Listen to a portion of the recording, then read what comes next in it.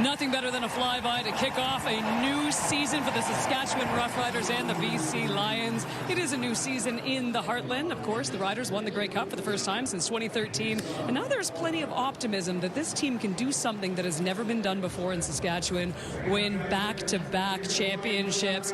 It is a celebration here tonight as we watch the coin toss. The Roughriders officially will begin their title defense, and the energy in Mosaic Stadium absolutely palpable at this point.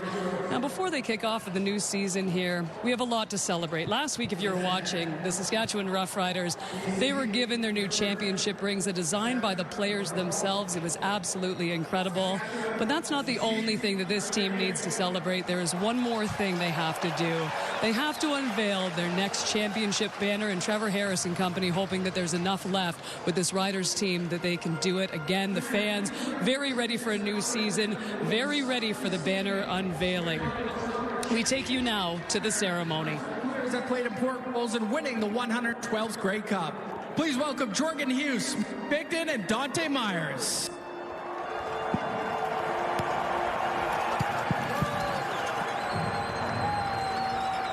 Rider Nation, how we doing? We love you guys, man. To bring this cup home to Saskatchewan means so much. I know this team on the field has kind of moved on and they're ready to go for the 2026 season, but it doesn't mean we can't keep the celebration going up here, man, because you guys as a fan base, you guys deserve it. We love you. And yeah, let's have some fun. Rider Nation! We did it, baby! We made history, man. We made history. This is for you, this is for the province, and this is for Saskatchewan. Rider Nation, what's up? We love you so much. I got one question for you. Are we ready to do this again? Let's go!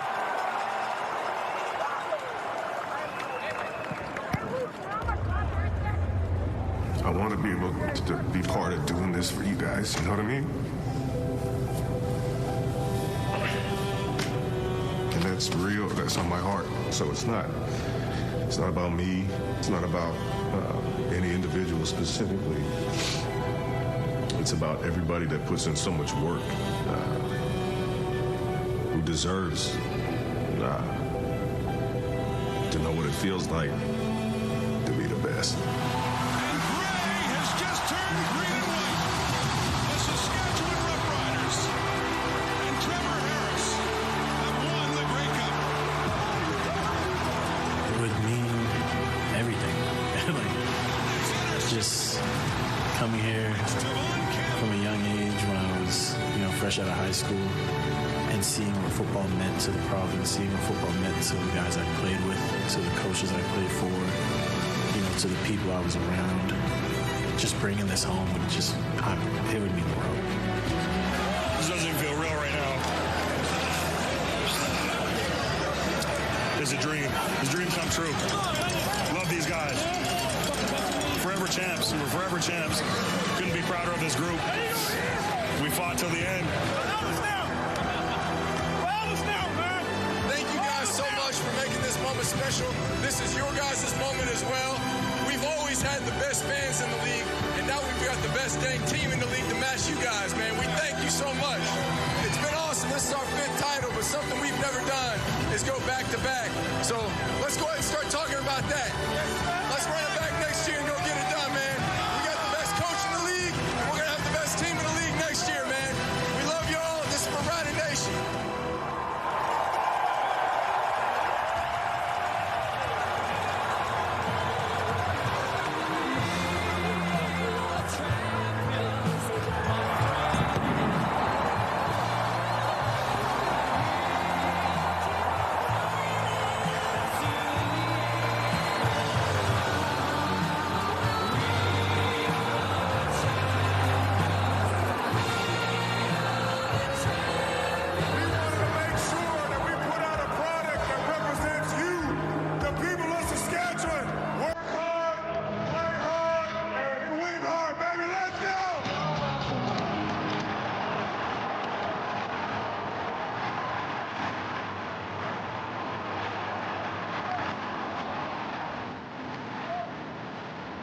They're coming for it. but so are we.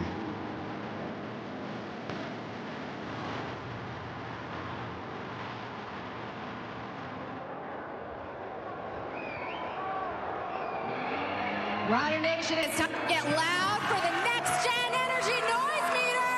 On your feet, Rider Nation, and make some noise. Let's go. What a moment in Saskatchewan tonight. Marnie Creed of Vancouver, BC. This is your chance to win big. This is Avon Foods' $1 million touchdown to win. If the kickoff is returned for a touchdown, you can win groceries for a year. If 2 kickoffs are returned for touchdowns, you can also win $1 million. Good luck, Marnie. Let's get you to the guys calling the game. It's Rod Smith and Glenn Suter. Oh, thank you, Kate. Couldn't agree more. Yes, it's about the present. Yes, it's about the future, but a fitting tribute to the past. And last November, honoring the 2025 champion Saskatchewan Roughriders, looking to move on. A big part of that drive was the week before right here. Wow. Suits in that Western final, dramatic victory over the BC Lions. Now, a lot of things have changed in these teams since then, but 2 key components still there in Trevor Harris and Nathan Rourke. Yeah, how about the MVP of that Grey Cup game last year, where he set a record in completion percentage? Trevor Harris is back, and the MOP of the entire Canadian Football League, and as the panel mentioned, arguably the best player in the CFL, and Nathan Rourke go head-to-head tonight.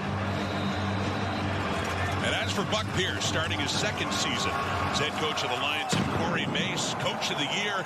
3rd season begins right now off the foot of Carl Meyer, and the new returner for the Saskatchewan Roughriders is James Letcher, the ex-Alouette, whose team lost in the Grey Cup to the Roughriders. We talk about that slogan, "It's our time," started by Trevor Harris before the West Final. Well, for Trevor Harris, Father Time still hasn't caught up to him as he gets set to go. And a milestone birthday. Yeah, 40 years old, and he told us this week when we asked him about how did he consider retiring in the offseason or looking at this to be the end, and he said, why would I do that? I'm starting to get all the answers. As you get older, you get more answers. He said, there's no way I'm hanging them up yet. Well, he was 3rd in passing last year for 4,500 yards and throwing right away. First down, first play from scrimmage. It's complete to Keon Schaefer-Baker for a 10-yard gain and a first down, Riders. Let's take a look at the starting lineups. And when you're at this point of the season, this is the first game for both these teams, even though we're in week 2. Your centers on the offensive line have to coordinate things up front in a big way. Logan Furlan will do that for Saskatchewan. Leading receiver in this group last year was Keyshawn Johnson. He is back. Watch out for Sam Emlis. As Milt Stegall said, he is poised to have another 1,000-yard season. Look at Mark Mueller there, the offensive coordinator, calling the plays for Harris and the Riders. Schaefer-Baker had only 5 games last year. An injury kept him out through much of the season. Has his first catch just across midfield. Throwing again, Harris off to the right. Coming back, catching that one is Keyshawn Johnson, the leading receiver for the Riders last year, who got hurt late in the season and was not able to play in the playoffs. Yeah, he just won a wrestling match out there with C.J. Colton, new corner for the BC Lions. Pretty good coverage. They just wrestled to win that one, and Keyshawn Johnson 1-0. Well, they were missing him, as mentioned, late in the season, and this is a look at C.J. Colton coming over from the Ottawa Red Blacks, but the depth of that receiving core for Saskatchewan really paid off, even without Keyshawn Johnson when it mattered most. Here's Tommy Stevens, short yardage quarterback, back again for the Riders. And he needed a couple of yards. It doesn't look like he got it. He pushed his way to about the 45, but it looks like a 3rd and short coming up. Take a look at the BC Lions starting defense. Matthew Betts back at that defensive end spot. 44 career sacks. Again, led the league last year with 15. One huge acquisition in the offseason, Darnell Sankey. Montreal Alouette fans will know all about Sankey. He's now in the middle of that BC defense. Jackson Finley will start at free safety, and they're going to put a rookie on the corner and Tyson Russell out of Vanderbilt. Take a look and see if Trevor Harris tries to go after that matchup. Tommy Stevens again. He needs a full yard to get it to the BC 44. Left side. Goes around the edge and pushes his way through. Big Tommy Stevens, and an easy first down with Sankey tackling him, but the sticks will move again for the Riders. Boy, they were head-to-head. They were just looking, staring at each other. Look at this look from behind Tommy Stevens. They're just eye-to-eye. He and Darnell Sankey in short yardage. I'll meet you outside, and he does, but not before Stevens gets that first down. Had to get to the 44, got it down to the 42. Riders on the move right out of the gate. These are the last two teams to open up their 2026 season here at the end of week 2. From the BC 42, first running play that wasn't Tommy Stevens in short yardage, and that goes to A.J. Ouellette, their leading rusher last year, who had a touchdown in the Grey Cup and a 4-yard pickup. Well, if you're a Saskatchewan Roughrider fan, you like the look of this offense in the quest to repeat as champions. Something that the Riders have not done in their history is to win back-to-back titles. And when you look at their offensive line, a veteran group across the board, including Jamarcus Hardrick out there at right tackle. I mentioned Logan Ferland, 2-time CFL All-Star. So Trevor Harris got to feel good about those guys up front blocking for him. That right side, well, in the middle, Ferland, and then Jacob Bramer and Hardrick, all CFL in 2025. Throwing again, caught again, Schaefer Baker again, and another first down. Saskatchewan gets it inside the BC 30, 25. No, Keon Schaefer-Baker and Sam Emelis, two of their star receivers in this core, missed a lot of the season due to injury. But they got them both back when they needed them most in that playoff run. Down to the 24, and the second catch by Schaefer-Baker. Another pass coming. This is a deeper look towards the end zone. And well covered is Keyshawn Johnson. T.J. Lee coming across to help out Colden. Incomplete, second down. Yeah, Colden was in underneath coverage. T.J. Lee over the top. The veteran of 12 years for the BC Lions. Brought back last year when all of a sudden the team thought, you know what, we need that guy. And what a difference. Yeah, he made a big difference. They won out. And he helped out with that. They won 5 straight to end the season after he came back, 6 in a row to end it. Didn't lose again until that West final right here. 8th play of the drive coming up in a 2nd and 10. Harris to the right, and is caught down near the 10, just outside of it. And another first down, and that's a new receiver added to the Saskatchewan arsenal, and Jalen Johnson, a gain of 13 yards. Yeah, out of East Carolina. But Corey Mace really likes this receiver. Feels like he will fill in for Dante Myers nicely, who's down in the National Football League. But he had a couple of options there. One was that short curl. That's what drew T.J. Lee up. It was a little hitch curl there. T.J. Lee jumped him and left Johnson open on the boundary. Jalen Johnson from Duluth, Georgia. 5.5-minute drive to open things up. This is the first possession of this game. The first game for the Lions and the Riders, and Harris throwing again. End zone! Touchdown! Touchdown, Saskatchewan. Samuel Emelis, the most outstanding Canadian in the Grey Cup last November. And the green and white picking up from where they left off. Sam Emelis injured and didn't return until October. He's running the seam route in that trips to the wide side of the field and gets in behind coverage, but didn't get back in the lineup till late in October. And then you mentioned the run, instrumental in the West Final, and then got to the Cup, was the outstanding Canadian with 10 catches and over 100 yards in the championship game.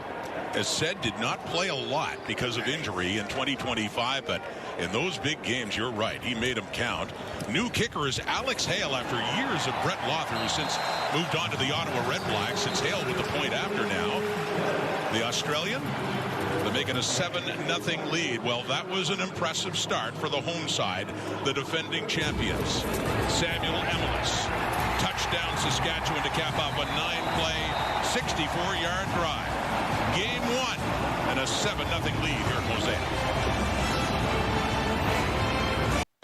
Samuel Emelis, the MOC of the Grey Cup, and what a way to start this 2026 season. Opening drive for Saskatchewan to defend the title, and I've been asked over and over again over the last 2 months or so, will Saskatchewan or the ring presentation? Well, clearly the Riders have put it behind them. That was last year. This is this year. They're focused. What an outstanding drive. 9 plays, 64 yards. Took 5 minutes. And finally, the BC Lions about to get the football for the first time this season. Hale with the kick. 7 McGee, who now wears 8. Switching from 77 to the number 8. Tackle out of bounds and good coverage. Here comes Nathan Rourke, the most outstanding player in the Canadian Football League in 2025, and came so close to having it be his time and the Lions' time in the West Final. About to get it started on offense, and they're trailing 7-0. And now we get our first look this season at Nathan Rourke, threw for 52-90 last year, 31 touchdowns, 16 intercepted. Yeah, the MLP in the league, and, you know, I think what was most impressive after the passing yards was the fact that he led all quarterbacks running the ball as well. He's not just a guy who runs to try and get the first down or buy time. He gets in the open field. He's got great speed that can outrun angles from the defensive backs as well. So led all quarterbacks in rushing. And here we go, faking to James Butler, throwing it off to the right, and that is caught. That short pass, and it is Stanley Berryhill in the receiving end. Starters for the BC Lions on offense. Michael Couture is that center who's got to get everything coordinated up front, but on one side a real veteran look. On the other side, he's got to make sure that Brandon Yates, in just his second year, is on the right page. And there's the leading receiver in the Canadian Football League, Keon Hatcher, back with the BC Lions. Almost 1,800 yards last year. Impressive totals, the Lions with their new uniforms. Pacific Frost, new road unis. You like those? Yeah, trying to cool off the Saskatchewan Roughriders maybe with those uniforms now. Let's take a closer look now on that first down carry by Butler, Saskatchewan's defense. Yeah, the Riders up front lost a couple of key players in Malik Carney and Micah Johnson. More on that as the game goes on, but they did pick up James Fodders from former with the Calgary Stampeders, and there is the new acquisition, former BC Lion with Josh Woods in the linebacking core. He replaces A.J. Allen, who's in Ottawa, and then Tavon Campbell led the team in interceptions. Interesting for Josh Woods. He played for the Lions the last time these teams met in the West Final, had 6 tackles in that one last November. Now wearing green and white. Running again is Butler, left side, coming in Tavon Campbell, and then a pack. Take him down, and not much there, down around the 40 for Butler, just a couple of yards for BC.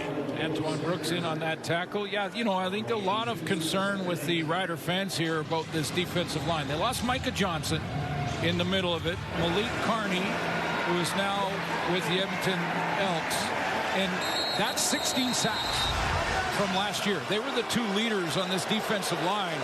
Saskatchewan's wondering where are they going to get those 16 sacks from. Well, we just saw him on the inside, now wearing 99 is Caleb Sanders, a great rotational defensive lineman for them, and they're throwing now, BC is, and a completion too, and that is Justin McInnes, 3rd in the CFL in receiving yards last year after leading the way in 2024, 15 yards.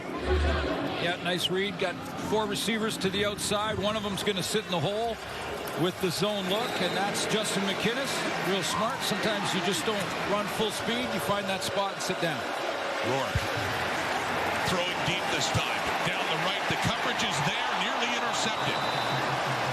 Nearly picked by Saskatchewan. Marcus Sales back there with Roland Milligan falling incomplete in a second down. So changes for the Riders in their D-line. Some changes in the linebacking core. Josh Woods being the change there. And then in the secondary, though, they should be solid. I mean, we were talking Roland Milligan, Nelson Lacombo at free safety, Marcus Sales, who is in his 8th year in the Canadian Football League and in great position on this play, and DeMarcus Fields and Tavon Campbell. That's a good group back there. Lots of experience back in that secondary. Be sure. 2nd and 10 now. Underneath, it's caught. Not enough for a first down. Good work defensively. Antoine Brooks, the nickel linebacker, in there on McInnes, helping out with DeMarcus Fields, and his 3rd down coming up.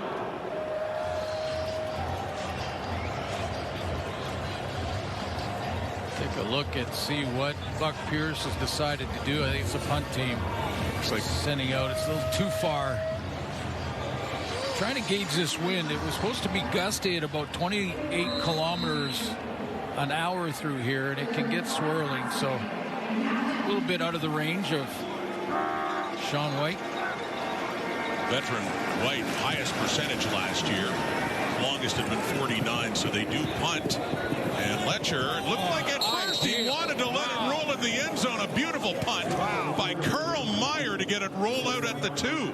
We've seen this already a couple times this season where returners let it roll into the end zone and then out of bounds, and then they get great field position and don't have to give up a point. But there's the other side of it. Brilliant punt. Meyer and the Riders with the 7-point lead, hemmed in deep to start down around their 2. Trevor Harris, 5 of 6, 55 yards and a touchdown so far, and not bad last November in the Grey Cup. Well, I mentioned off the top, he set a completion percentage record in Grey Cup games when he completed 23 of 27 in the championship, and that's against the Montreal defense. Now that's one of the toughest defenses to decipher. Yeah. The 40-year-old got it done. Well, 39 last year. They start actually at their 1 after that punt by Meyer, throwing out of the end zone. It's caught. Coming across and a first down right out of the gate. Harris and the Riders have something going as they buy themselves some space with another completion to Kean Schaefer-Baker. Yeah, Schaefer-Baker on this dig route, and this is what I'm talking about with protection. I mean, that offensive line up front for Trevor Harris, there is no BC Lions harassing him at all.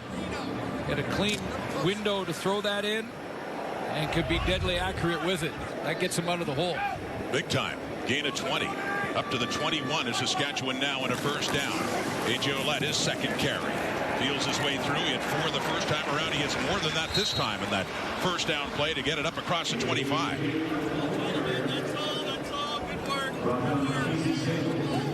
Maybe most importantly, they're such good friends, A.J. Ouellette, Trevor Harris, and A.J. Ouellette, not just because of that, it's the job of the tailback, but he carries the ball here, but his number 1 priority is protecting his buddy and making sure there's no free hitters that get home on Trevor Harris. A couple of Ohio kids. Oh, yeah.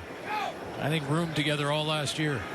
So give him 5 up near the 26 now. Second down, throwing again, Keyshawn Johnson. I mentioned the top receiver for Saskatchewan in 2025 and has a first down again for the Riders. I thought it was a great conversation we had with Trevor about his age, you know, and basically he's feeling like it's his best season last year, and now he's coming out of training camp feeling better than he's ever felt. And Corey Mace telling us that he looked as good as he's ever seen him. And he goes, why would I hang him up now when I'm getting all the answers? I'm figuring it out. And you can see on this drive alone how quickly he's making these decisions. I think a lot of people were thinking the same way, the way he played, especially down the stretch. Going to work again. It's Ouellette. Left side and more. A.J. Ouellette. And he puts his shoulder down. It's Tyson Russell, the new corner there for BC, and post to another first down. It'll be second and short coming up. Yeah, big boys up front opening up that hole to the left of the formation. And this is a play designed to let A.J. Ouellette just pick his hole. Really, if he wants to take it wide, he can. And it's Ouellette who takes the snap and tries to get it in short yardage, not Tommy Stevens. Looking to finish off that first down. He didn't need much. See where they spot the football.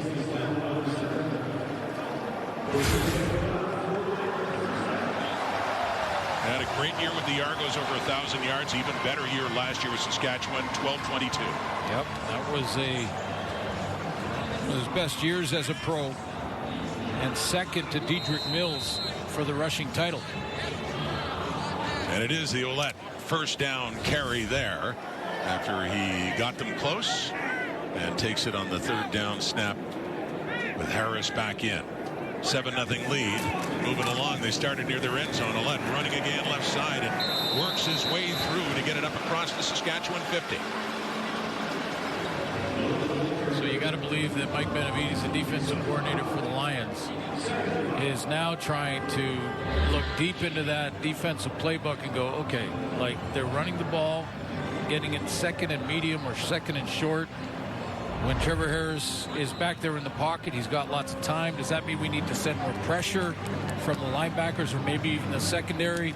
But if you do that, you're leaving your DBs in one-on-ones against Keyshawn Johnson, Sam Emlis, Schaefer-Baker. Fires them across the 50. Here we go. Little pump fake. Trying to freeze them. And it's caught for a first down by Schaefer Baker. Wow, they made something happen there when the Lions were pressing. And the fourth catch of this game already for Kean Schaefer Baker. That's what Mike Benavides just did. He said, you know what? We got to send some pressure, see if we can at least make Trevor Harris a little uncomfortable, and that's what they do. Harris has to wait a second, or else he may have got picked off there. It looked like the Lion defender tried to cut underneath that, but a great concentration by Schaefer Baker. It was a difficult catch. Sure made was. It look easy, yeah. That was C.J. Colden, the one in coverage. And just over him, and Schaefer Baker gets it. They get it down to the BC 51. They started at their 1 yard line. Second possession, 7-0 lead. Back to Ouellette, and nothing doing there. Jackson Finley among those in the Lions who get a hold of him and limit the damage there to maybe a yard or a little bit less. Second and long coming up. So I asked Trevor about his drive in the Western Final. 64 seconds to go from his own 20. And what Mike Benavides at the time did defensively, and he said he sort of mixed it up. They played a little bit of a almost prevent drop. We hit him in the seams there, and then when he tried to bring guys closer to the line of scrimmage, closer to the box, we went underneath to A.J. Ouellette. So there is an answer to whatever they want to try to do. It's whether or not you can find it quick enough. Last play of the quarter, a very eventful one for these Saskatchewan Roughriders. More pressure coming. He gets it away. Caught again. These Rider receivers too, especially 89. Kean Schaefer Baker's having himself a game so far. With Ronald Kidd Jr. right there with them. Harris has to get it away with the blitz coming, and they pick up another big first down heading into the second quarter. Pressure again, and this time Schaefer Baker's on a corner route, and the reason he's on the corner route, because when you send pressure like that, the DBs have to play inside hard position. Schaefer Baker takes advantage of it. 7-point lead after one. Riders pressing for more. Chilling. Debut. Just chilling.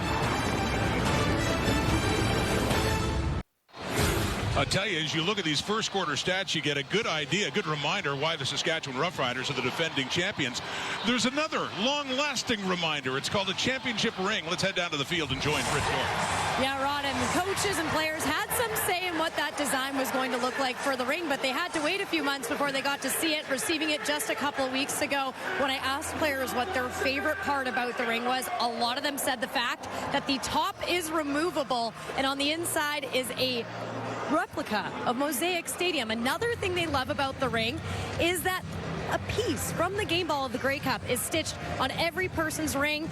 Of course, some significant numbers in the number of wins they had or in the diamonds, of the number of championships that they have.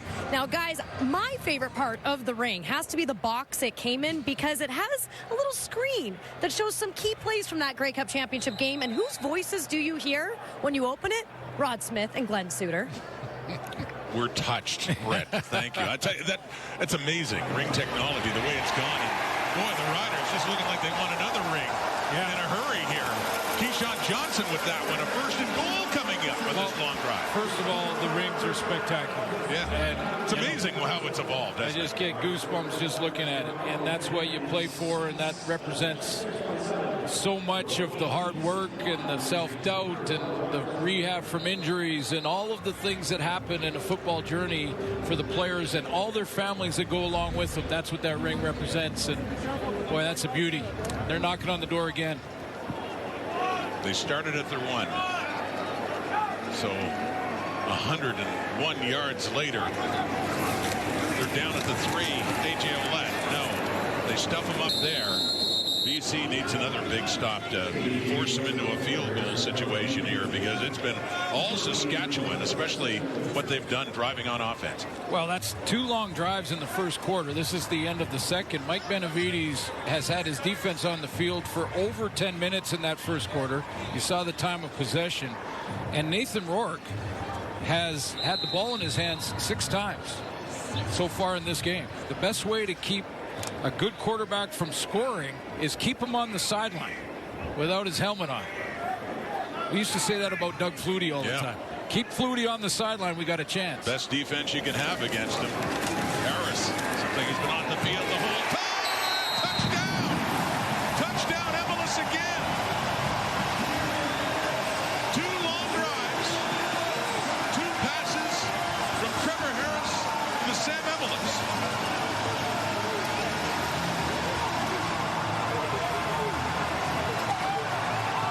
take a look at this pocket that Trevor Harris has to survey the field. He drops back here from inside his 5. He's got extra protection.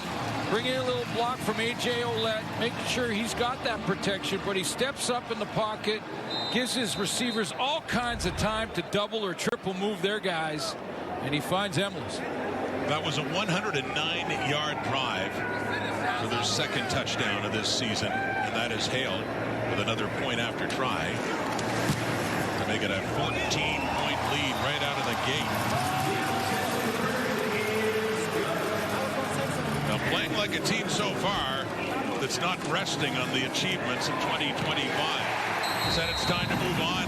They have been moving on. They're up 2 touchdowns.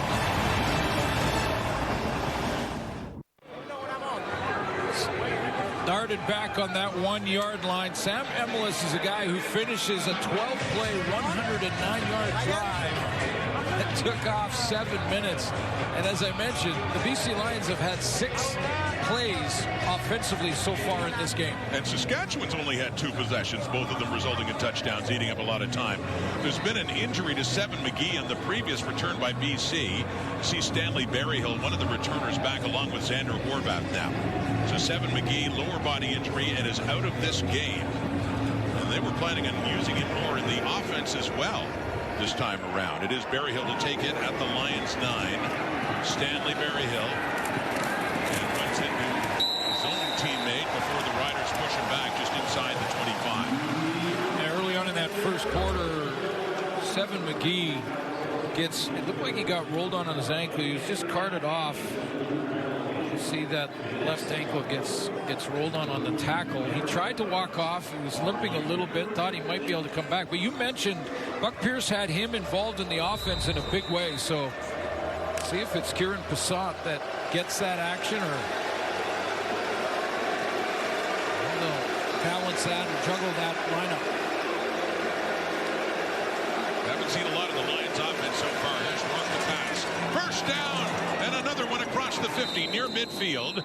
So the biggest offensive play for BC, and it is Berryhill who just had the return and has the catch. Yeah, and it may mean some juggling. I mean, taking Berryhill from the slot, moving him inside to that number 3 position where they were looking to play Seven McGee some more in this game. They wanted to get him more involved in the offense. There'll be a setback there, obviously, with this injury, but a little juggling going on for Nathan Rourke. They did have the fullback, H-back Riley Pickett, lined up in there, who ran out on a short route on that play. It goes to Berryhill. It's a 1st and 10 at the BC 53 and a 14-point hole. James Butler, and slips up a bit as he barely makes it back to the line of scrimmage. Maybe a loss of a yard.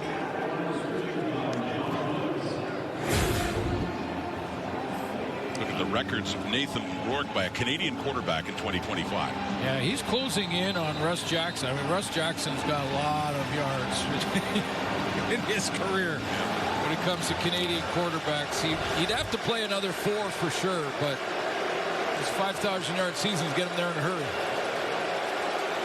And joins Jackson, Canadian quarterbacks winning most outstanding player. Yes. Throwing again over the middle in traffic. It is caught again.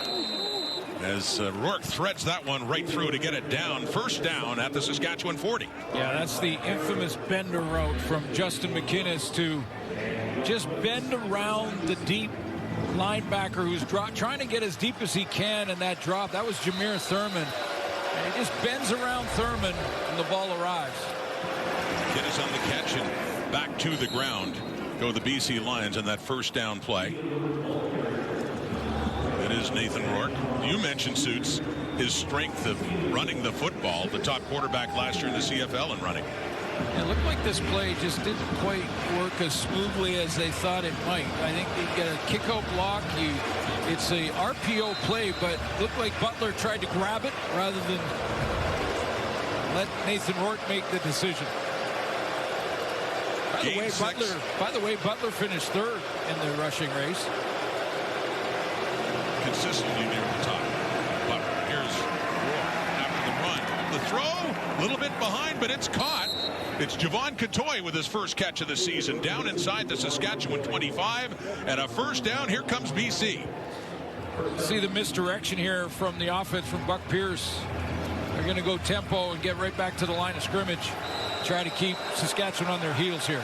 Lions have some momentum now on offense. Rourke off to the right, near the sideline, and just running out of room was Butler. Goes a bit high and out of bounds. Let me show you the previous play. There's Keon Hatcher. Got all that movement coming from right to left, and Rourke just spins out of there, kind of a blind turn, gets on the roll to the outside, and then moves the chains that way to Couture. Just missed a wide open Butler on the sideline, or they're even closer. And the Rider faithful getting louder now, trying to help out their defense with Rourke and the Lions down 14, but in some business right now to the Saskatchewan 24 from the right hash, and a second down and 10. Four-man rush. Gets it up, and up high to bring it down was McKinnis. Bringing that down, but not enough for a first down. It looks like Sean White in the field goal unit will be coming on. Well, they're two, and they are going to bring out the field goal team. I was looking to where they spotted the ball, and I thought the initial official looked like they were going to give forward progress to McKinnis to make it about a yard and a half, but it's 3 yards. This is get a little momentum, get a from one of the most consistent kickers in CFL history. He was 39 of 41 last year, 95.1% at the time. In his 17th season, Sean White up and through 1 for 1 in 26, and the Lions get on the board after they were under siege at the start by the Riders in that offense. So let Harris and company moving down the field in 2 drives. They have the 14-3 lead, and they have the ball when we come back. That's good hair. Great hair. A.J. Ouellette had already won a Grey Cup with the Argos in this field in 2022 and won another one in Winnipeg last November. Yeah, and what a contributor, not only in the protection that we talked about with protecting his quarterback in the passing game, but 18 touches, 115 yards. He had 83 yards rushing in the Grey Cup, over 100 yards rushing in the West Final against the Lions defense. Huge in that playoff run. Getting a break right now to start this series. It is Thomas Bertrand-Houdon in the backfield and behind Trevor Harris now as they start possession number 3. A fake to him, complete to Keyshawn Johnson. And Harris has been on fire, surgical so far in this game, with another completed pass and 8 more yards for Saskatchewan. That is exactly the way to say it about him. And I'm wondering about the leading sacker, if that's the way to say it, in the Canadian Football League, in Matthew Betts. I mean, he had 15 last year. The Lions led the league in sacking the quarterback, and we haven't talked about him at all. He's not been in the backfield. But we did talk to Betts a couple of days ago, and he did admire how Harris makes it hard on players like him because he gets rid of the ball so quickly. He has in this. Pressure coming. He gets rid of it. Over the middle and caught. They do it again. Keyshawn Johnson. C.J. Colton was there, but Harris, with that heat coming, got rid of it again. Another 37 yards for the Rider offense. Yeah, Bertrand had to take the inside rusher, and it was Betts off the edge who's going to get the pressure. So Trevor Harris knows he's got one guy unblocked, and it happens to be Matthew Betts. He's free off the edge. He's got a free hit, so he's got to get rid of it before Betts gets there. He does, and he gets it to Keyshawn Johnson, who opens on that post. Involving all the big receivers for Saskatchewan's 2. Johnson with 5 catches, Schaefer Baker with 5, Emelis has 2, and they're both touchdowns. So Johnson leading the way in yardage with 85 after that one. Back in the ground, it's Bertrand-Houdon still in at running back instead of Ouellette for a short pickup there on first down. Just Trevor Harris and this offense look awesome right now. I mean, no matter what Mike Benavides is throwing at them in this first half, we've seen some blitz looks. We've seen some coverage underneath with high players to help out, and TJ Lee and guys like that. And he has found the answer with these long drives and converting on second down. This is a clinic. Well, there's Lions defense so tested as you talk about, and at this point not being able to slow this juggernaut down here in the first half. 2nd and 7, Harris. Oh, they got to him finally with Betts, who led the CFL in sacks last year with 15, Defensive Player of the Year again, and they needed to get some pressure on Trevor Harris. They finally do. Yeah, they move him inside. He's usually that defensive end. He'll be in a 3-point. Sometimes it stand up in that 2-point stance, but this time they move him inside right here. Now he's in the 4-point stance with 2 hands on the ground and a nice swim move over the top on Zach Fry to get back and get home. That's the first time the Lions defensively have made a dent in that pocket. And now we see Alex Hale from Gosford, New South Wales, Australia. Went to college at Oklahoma State, and the new kicker for the Saskatchewan Roughriders for his first field goal try. Put down and put through, and 3 more on the board. So 3 possessions and 3 scores for Saskatchewan. 2 touchdowns and that field goal by Hale, opening up a 14-point lead again, 17-3. Finally! That was a fumble. That looked like it came out as well. It was colder here last November when these two teams last met, but these Lions uniforms are colder than that now. Let's go back to Brett. Thanks so much for this one, Rod. The Pacific Frost uniforms, you may notice they're wearing a new one on the road. It actually is to pay a tribute to their 2 championship teams from 1994 and 2000, where you may remember they wore those silver helmets. Now, of course, it's also a tribute to BC, to the mountains, the snow, the rain. That's why it has that metallic feel. Nathan Rourke and Keon Hatcher were actually a part of the unveiling up in the mountains, and they said every time hikers came by, they had to wear jackets because they hadn't been unveiled officially yet. And Rourke said, I was happy about it because it was cold up there, guys. For that chill, Brett, of the Pacific Frost, there'll be the road unis, and yeah, as you mentioned, a tribute to, I remember the Lions teams in the 90s with those silver helmets. That's the look on the road, and an incomplete pass, 2nd down and 10 coming up for Rourke. Yeah, I know that new jerseys are so subjective. It's like your favorite color. People will have their own opinions on it for sure. I can tell you from a broadcast point of view, it is a challenge. Maybe a little trickier seeing those numbers from afar. There we go. Pressure coming right away. He gets rid of it. Rourke completes that one, and taking a hit is Javon Catoy across midfield. Another 1st down receiving for Catoy, 17 yards. Yeah, Javon Catoy, again, just keeps getting better all the time. He's lined up almost as a tight end on the line of scrimmage and just recognizes the coverage and sits there. The only thing I would suggest to him at the end of that play is to lower his pad level a little bit so he doesn't take a hit right in the ribs. He's a big guy, too. Javon Catoy at 6'5", 236.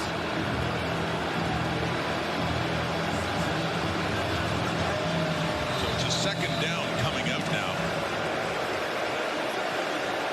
Saskatchewan's offense has run 25 plays. This is just BC's 17.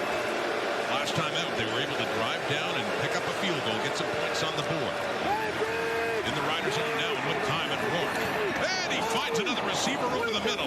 McInnes takes a pop, and he keeps going because it looks like he was down. It doesn't look like he was the way he landed after taking the hit. He didn't think so. He's going to take, just to make sure, head off into the end zone.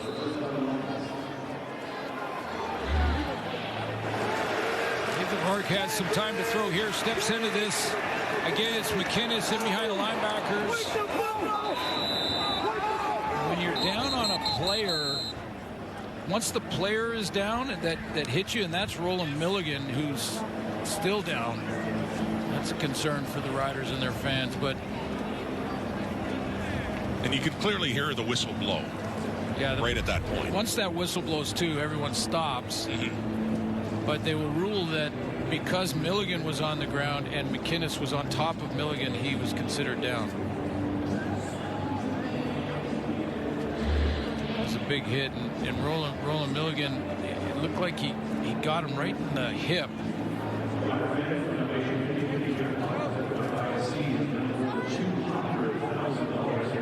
27-yard pickup, but yeah, Milligan gets the worst of this big hit coming in.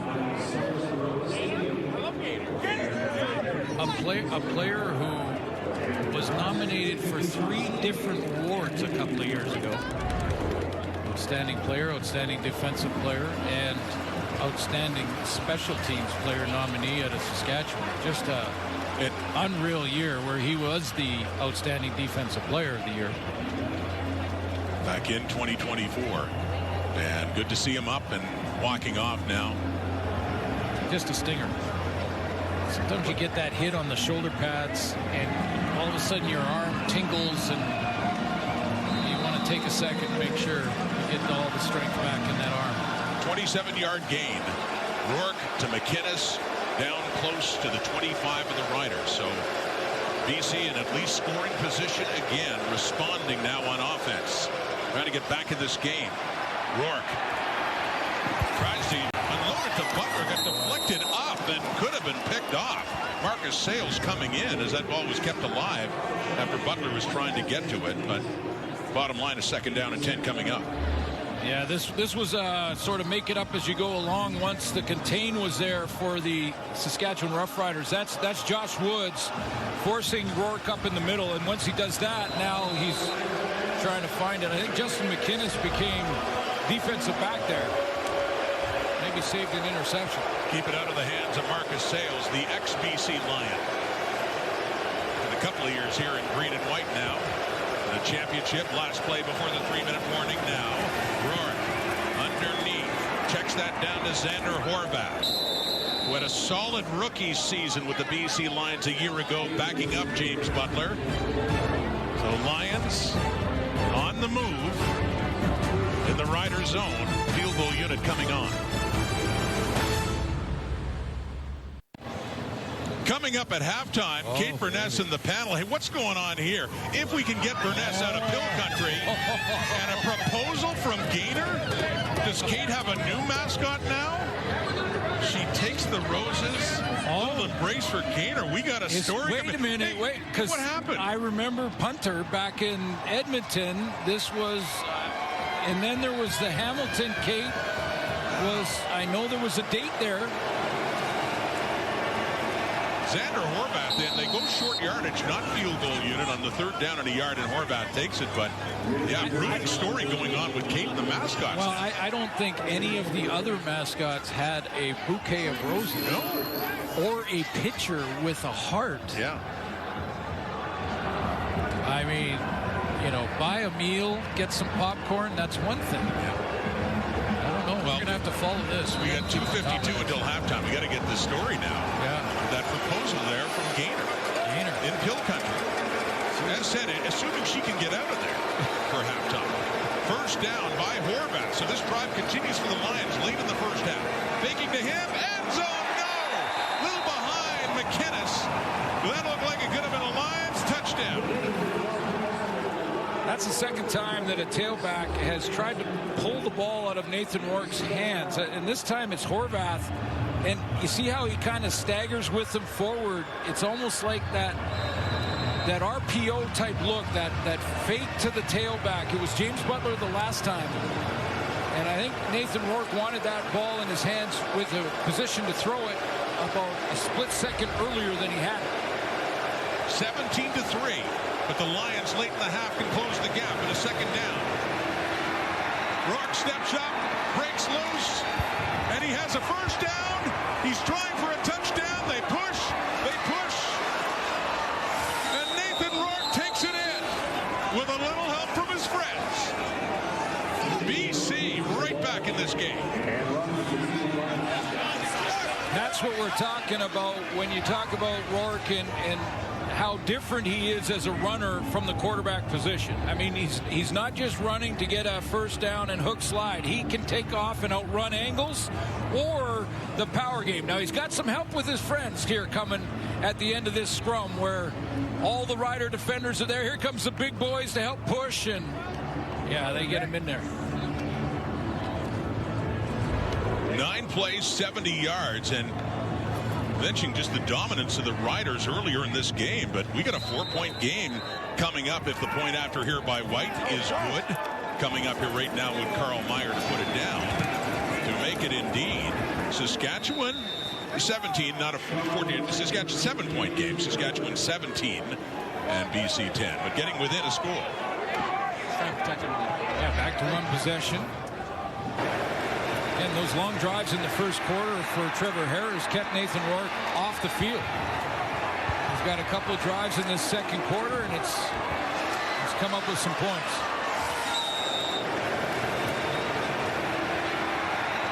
You talked about his running last year. Nathan Rourke, top quarterback in rushing yards in 2025, 564. He also scored 10 touchdowns. And as a touchdown in this one, he had a big touchdown to put them ahead in the West Final. Yeah. Last November. All right. Yeah. That had put the pressure on Corey Mace for a dramatic comeback in that game.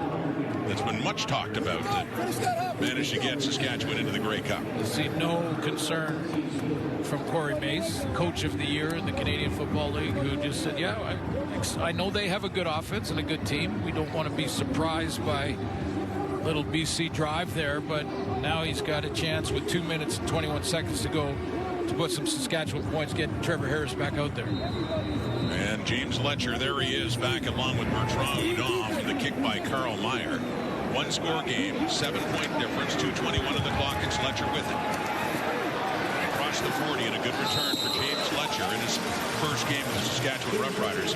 Remember the great quarterback Joe Pow, who not only started with the BC Lions, but all the Saskatchewan Roughriders. And two quarterbacks tonight, Suits, getting in range of his totals with each of these teams. It's amazing, really. Trevor Harris coming into this game tonight, 250 yards behind Pow when he was a Saskatchewan Roughrider and a teammate. And then Nathan Rourke, 334 yards behind Pow for 7th in BC history behind Joe Pow when he was a member of the BC Lions. A throw in Simone could throw it through a brick wall, Absolutely. By the way. Your old teammate, as you mentioned, with Saskatchewan. I remember with the BC Lions before that, another catch for Keyshawn Johnson. But, yeah, excellent quarterback was Joe Pow. And could it happen on the same night that his standing with both of these organizations drops a peg? Well, 300 yards for these guys. Yeah. That's a blink of an eye. And Trevor Harris is closing in on it right now in just a half of play. He's at 196, 14 of 15. Rourke's at 140 now, 10 of 16. Halfway to 300. Both of these quarterbacks kicking into gear now. Harris with a brilliant start. A couple of touchdowns in their first two possessions. Here he is again. And that one falls incomplete. So BC's defense, especially this late in the half, just needing stops to slow down this green and white machine so far. Well, it started when Matthew Betts got home. They moved him inside. He got a one-on-one with the guard inside on Zach Fry. He won that battle, and now, at least the Riders offensively and Trevor Harris has got to consider that there's going to be some pressure. Those first two drives, he was back there all by himself with no pressure at all. Certainly encouraging, Suits, for Mike Benavides. First 2 and out of this game for either team. And Saskatchewan that will be punting it away. So BC's defense responding now. Stanley Berryhill, the lone one back for the return. This punt from a new punter for Saskatchewan, Oscar Chapman. Taken after 48 yards by Berryhill, who gets it up to around the 20.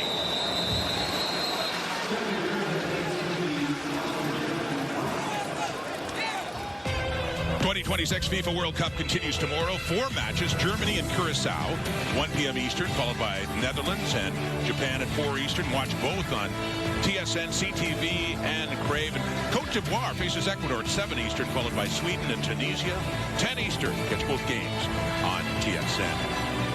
We've got Canada's debut. A dramatic goal in the second half by Kyle Larin to force the 1-1 draw ultimately for Canada. And the other two teams, Switzerland and Qatar, tied at 1 as well in that group, all even up, with Qatar scoring in injury time. So here's Rourke, off to the left, and it's complete. Going down for it was Catoy. Already has a couple of catches in this game, but they blow it dead as he tried to get up and keep going. BC fans are used to seeing Javon Catoy in the slot and at tight end, which is kind of unconventional for Canadian football, but Buck Pierce has moved him on the depth chart to wideout. He wants to play him out there a little bit more and make sure that his receiving core, all of them know all of the spots so that they can make adjustments on the fly if there is an injury, but more importantly, they can move around with different formations and avoid matchups. The tide of this game turning a little bit. With a field goal and a touchdown from the Lions offense at Xander Horvathen in short yardage. And looks to have the first down up across the 30. That was on a 2nd and short play. So 1:38 in the clock. And Rourke and the Lions still have plenty of time to see if they can close the gap further. Down by 7. What do you think about that decision? About the idea to have a running back do your short yardage, not a quarterback? We've talked about it before in situations where we saw someone like Nathan Rourke worried about him getting hurt. Yeah, so I mean, I don't mind it myself because it's I don't like the starting quarterback doing it. No, but having a quarterback do it. Yeah. Interesting discussion. Rourke back in, completing another one outside the 40, and that's Kieran Poisson. Mentioned the injury to Seven McGee at the start of the game. Poisson in there with his first catch. West Shore Rebels, junior football. Interior BC, and just from the 41, pressure. Rourke gets away, then shovels it deep and completes it. Stanley Berryhill still going. What a play by Rourke and the Lions. Penalty flag. And we have a flag down, the first one. Could that be negating that play from Rourke to Berryhill? Looks like the Lions are making their way back to the original line of scrimmage.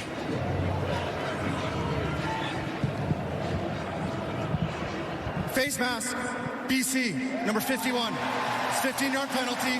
Will replay first down.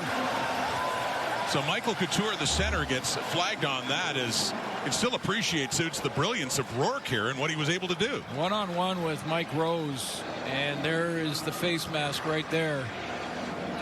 Clearly, and he hung on. You know, I think the officials probably would have let it go had he got to the face mask and then dropped the hand, but he hung on to it, so that takes that play off the board.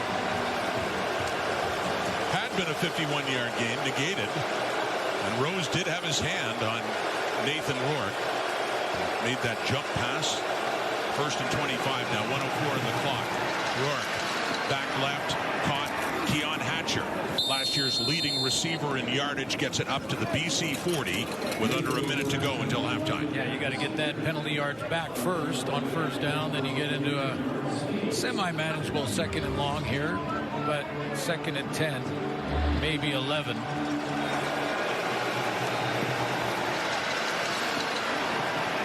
James Butler has kind of snuck out of the backfield a couple of times and has been open for quick swing pass. Rourke hasn't seen him yet. First catch for Keon Hatcher this season. 2nd and 11. So they got a lot of it back. Oh, nearly intercepted. That could have been a Rider touchdown. Tavon Campbell, who had a pick 6 last year in his first season back with Saskatchewan, just hangs his head there. What an opportunity the Riders had. Yeah, it's a long out throw, and it's not on time. When you throw that long out, not on time, and don't step into it, you see the accuracy of the ball is way inside and off, and that gives Tavon Campbell the best crack at it, and he does everything but hang on to the football. Crowd says it all with that reaction. But they had at least a pick. Who knows, maybe a pick 6 from no, a guy. he was gone. He was gone. He looked like it. 42-yard bunt. There's Letcher spinning and up across the 35. 25 seconds on the clock. Tavon Campbell, by the way, tied for the lead with picks last year. He had 6 of them, including a touchdown. So the flag coming out and the Letcher return. Yeah, so the timing off on a wide out throw and then throwing it inside and not right outside to the boundary where only your receiver can have a crack at it. Very dangerous when a guy like Tavon Campbell is hanging out there at the corner. He was such a great addition to the Riders. Big part of their run to a championship last year. Came back from the NFL, and Corey Mace talked him into a comeback and really helped with that Riders secondary in the field side corner. Well, what jumped off the page for me with There are 2 fouls on the previous play. During the return, holding, Saskatchewan, number 47. Unnecessary roughness, Saskatchewan, number 48. 25 yards, first down. You know, what I noticed immediately from the U of R product, the University of Regina, was just his closing speed. I mean, that's what's important for a defensive back. Get out of your back pedal quickly and be able to close on the receiver when the ball's in the air. And you've seen a lot of great DBs do it in the league, but I haven't seen a guy with the closing speed like Tavon Campbell. He can close that distance in a heartbeat. We saw him several times, game breaker last year, including against Winnipeg, where he had an interception for 2 points on a 2-point convert try. Yeah, sometimes it was about the timing of those picks too. So they start at their 4. Now they've had a long drive already in this game, starting at their 1, but time is a factor now. We'll let the ball carrier, only 22 seconds to go until halftime. And a player down for the Riders.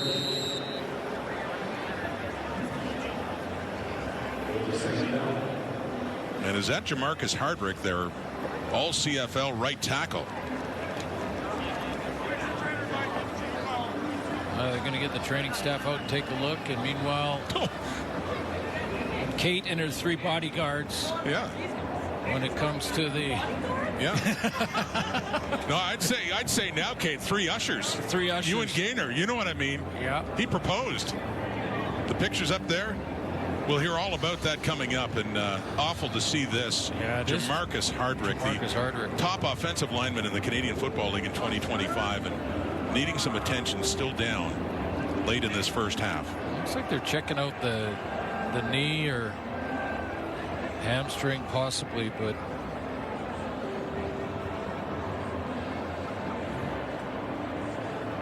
getting some help too.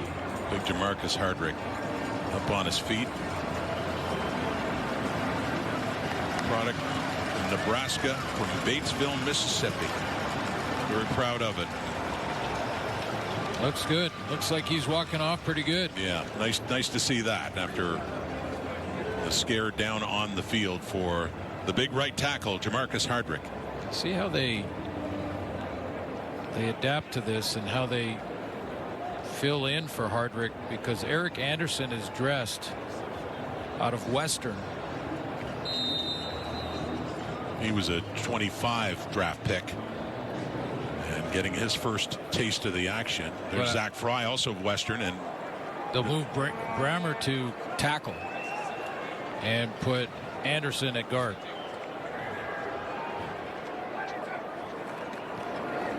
So back to work now late in the half, and breaking free is Ouellette with zeros on the clock, adding to his rushing total before halftime. And a Saskatchewan Rough Rider lead, really propelled by those first 2 possessions for the green and white. Yeah, the Riders owned the first quarter without question, and Nathan Rourke, once he finally got back on the field in the second quarter, put some points on the board, and we've got a game at halftime, and now we got to figure out what's going on with the panel.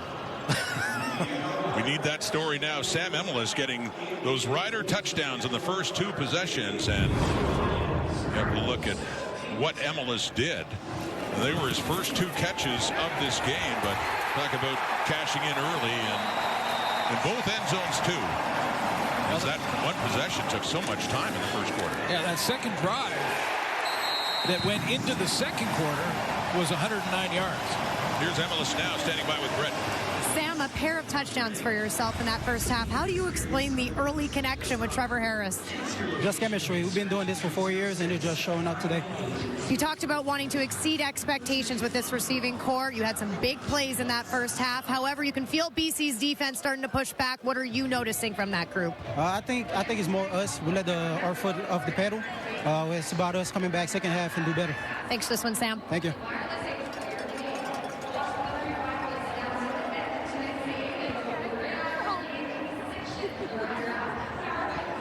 Upper body.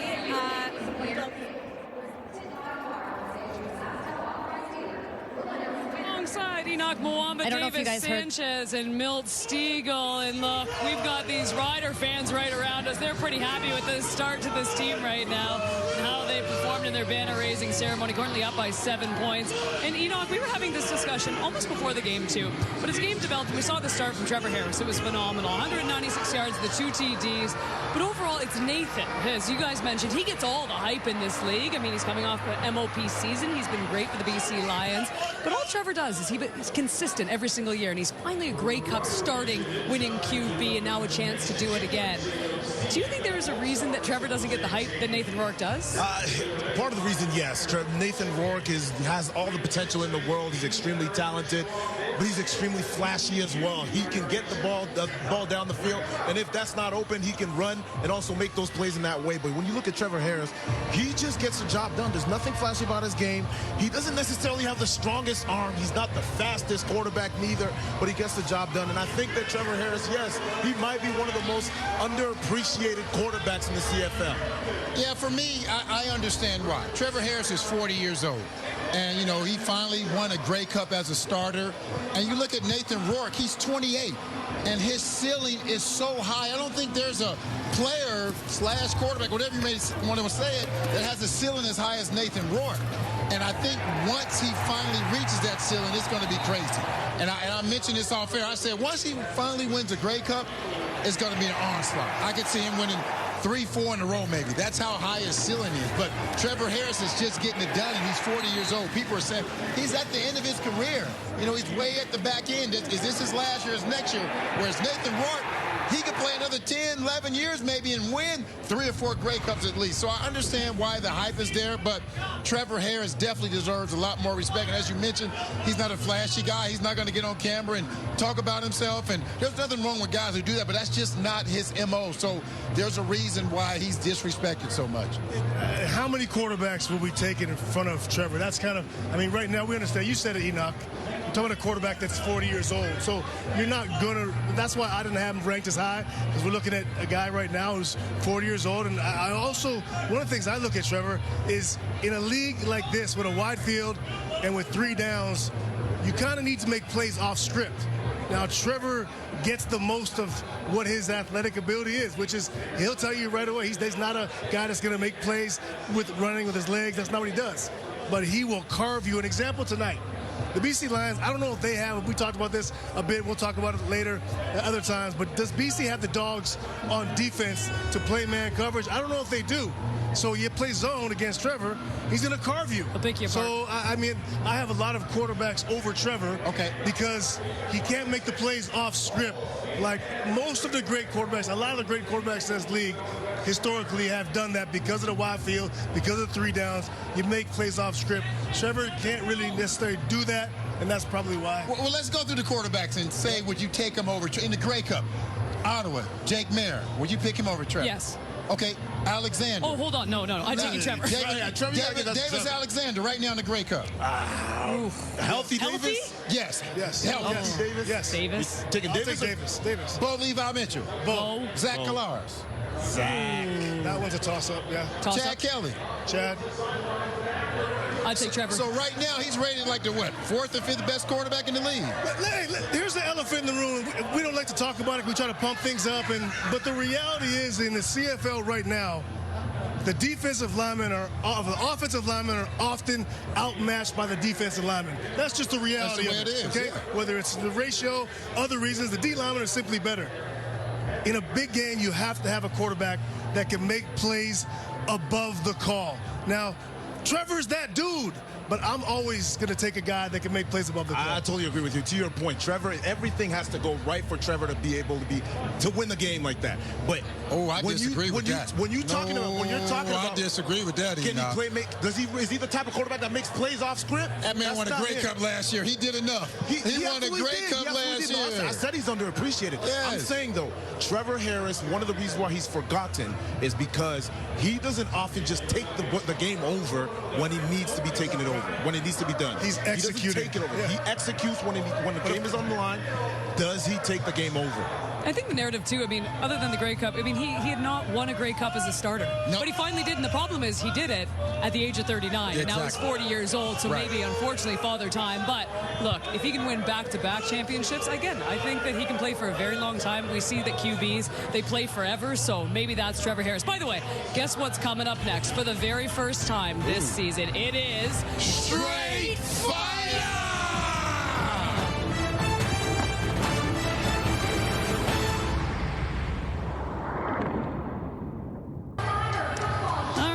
Recap your week number 2 scoreboard. The Hamilton Tiger Cats kick things off with the big win over the Winnipeg Blue Bombers, 37-27. Your final little Friday night football action. It was the return of Chad Kelly, but it came up just short.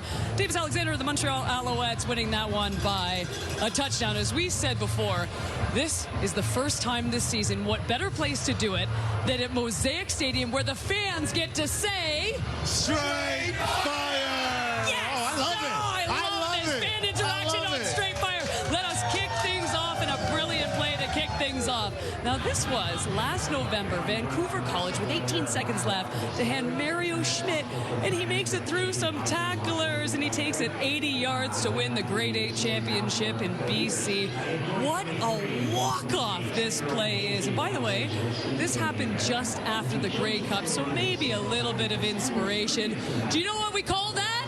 Straight Fire! Let's go to Ontario. U12 Guelph Soldiers. Flag football in Ontario. Game is on the line. Elliott Dunk to Reed Decker for the game. Look at that touchdown. Ooh, 1 foot in and turns his body, catches it. That is Straight Fire! Here we go. U18 football in Ontario. The Waterloo Warriors returner Lex Rigo takes the missed field goal return from the back of the end zone. Makes one miss, makes two miss, shrugs off a few others. He's still Lex, going. don't get hawked by the kicker. Don't get hawked by the kicker, Lex. He's still going. He's still going. That's a heck of a return from the back of the end zone. That right there, ladies and gentlemen, is Straight Fire! U16 Ontario football. Watch this catch by Noah Kraft with the swing pass. Hangs on to it, taps him to himself. And you know what else makes that catch so spectacular? He has on some big linebacker shoulder pads, but he's still able to catch it and take it in. And you know what that is right there? Straight Fire! You have to admit, that was the best episode of Straight Fire we have ever put together. Thank you to the fans here at Mosaic Stadium. And don't forget, you can send your videos Straight Fire at bellmedia.ca. One more time, everyone. Ready? 1, 2, 3. Straight Fire! Rider Nation, you showed up today. And you know what? So have your Riders currently leading. We're getting you to second half action right after this.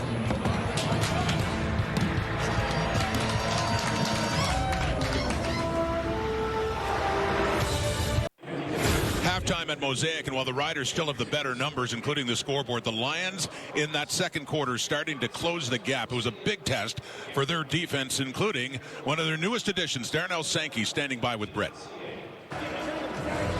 Darnell, not only does it feel good probably to be back playing football for another season, but how does it feel for you to be a BC Lion now? Oh, it feels amazing. You know, I'm just happy to be in an organization that respects me and loves me. And, yeah, I'm just excited. I'm blessed. I'm very fortunate.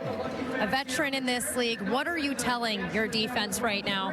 Yeah, we just got to just play assignment sound football. I think, you know, first half, first game, I think we're sleeping a little bit that first quarter. It took us a minute to kind of get in our routine. You know, we talked about starting quickly. We did it today, but hey, we're in a new half now, and it's time to go play some football. Appreciate your time. Let's go.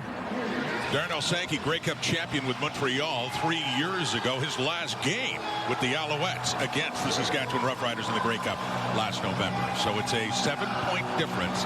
But BC, as mentioned, showing some flashes in the second quarter, and they'll get the ball to start this second half. The kick coming up here from Hale, the new Rider kicker. Stanley Berryhill with 7 McGee injured. Xander Horvath joining him back for the kick. And it's Berryhill to take it at the 12. Up across the 30 and the 35 as he gets tackled there by, among others, DeMarcus Field. Look at Nathan Rourke's first half. Well, the problem for Rourke in the first half was he really didn't get the ball in the first quarter. just 6 plays run offensively for the BC Lions in the first quarter. That's because of the long drives, 2 of them from Trevor Harris and the Sask offense. But in that second quarter, got going, ran it in with the help from his friends, and closed it to a 1-possession game. Yeah, to your point about time of possession, they had 4 drives. They scored on half of them. They have a field goal and a touchdown to account. This is his drive number 5 starting now. Look at those numbers by Rourke. 13 of 20, 172. Here we go. 7-point difference. Second half begins.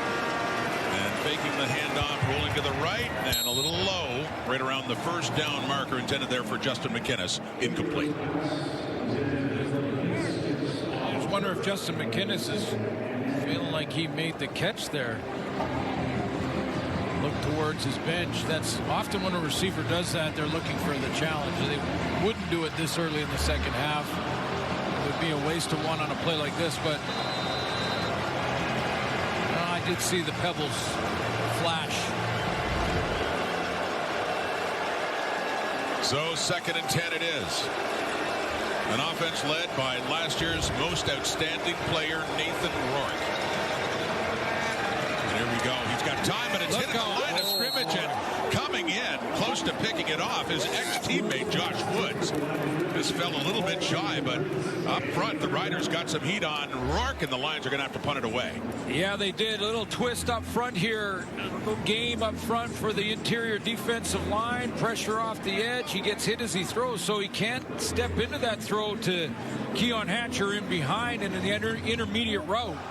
He gets hit. Ball comes out of his hands sideways, and Josh Woods about a yard away from a pick. And that was Desmond Evans, one of the new members of that Rider defense. Defensive end, Corey Mace likes him a lot. And a good punt there by Myers. 64 yards after the 2 and out by BC. And a good return here for Letcher, who keeps his feet. The ex-Alouette, James Letcher, gets it up across the 30, where Trevor Harris, 14 of 16 for 196 and a couple of touchdowns in the first half. Put on a clinic in the first quarter. 2 long drives, both ending in touchdowns. One that started on his own 1-yard line, went 109 yards. Very interesting discussion from the panel on how you'd rank quarterbacks in the league right now. And the big picture that I got from that, if Trevor Harris, according to the panel and some different votes, is around 4 or 5 in the league, that tells you something about the quarterback play in the league right now. Well, you judge the body of work, and he is a Grey Cup champion, the reigning Grey Cup MVP at age 40. And it's Keyshawn Johnson with the catch. Happy to be back playing again after missing the tail end, including the playoffs in the Grey Cup, and a 16-yard game. Yeah, just think about his season at 4,500 yards. Double the touchdown passes at 24 to 11 interceptions. The great completion percentage, and I agree with Enoch in a way that he's maybe not as flashy as some of them. I mean, certainly Davis Alexander or Nathan Rourke, guys like that. But if you want precision, consistency, success, I'd take him early. Well, I'll tell you what, too, and Milton talked about this. You're judged by, I mean, did he win a championship? And the answer is yes. He'd already won with the Argos and the Ottawa Redblacks, but in a backup role. Right. And this meant a lot to him because he was the starting quarterback of a team that won the Grey Cup, and that was a first for him, even though he's had rings before, and you know that meant a lot to him. And having Ottawa close when he was a starter. That's right. The Red Blacks, when he did start in the Grey Cup in 2018 against the Calgary Stampeders. So a 3-yard pickup and a 2nd and long coming up. A beautiful late afternoon into the evening here at Mosaic Stadium in Regina. And the season opener for both of these teams.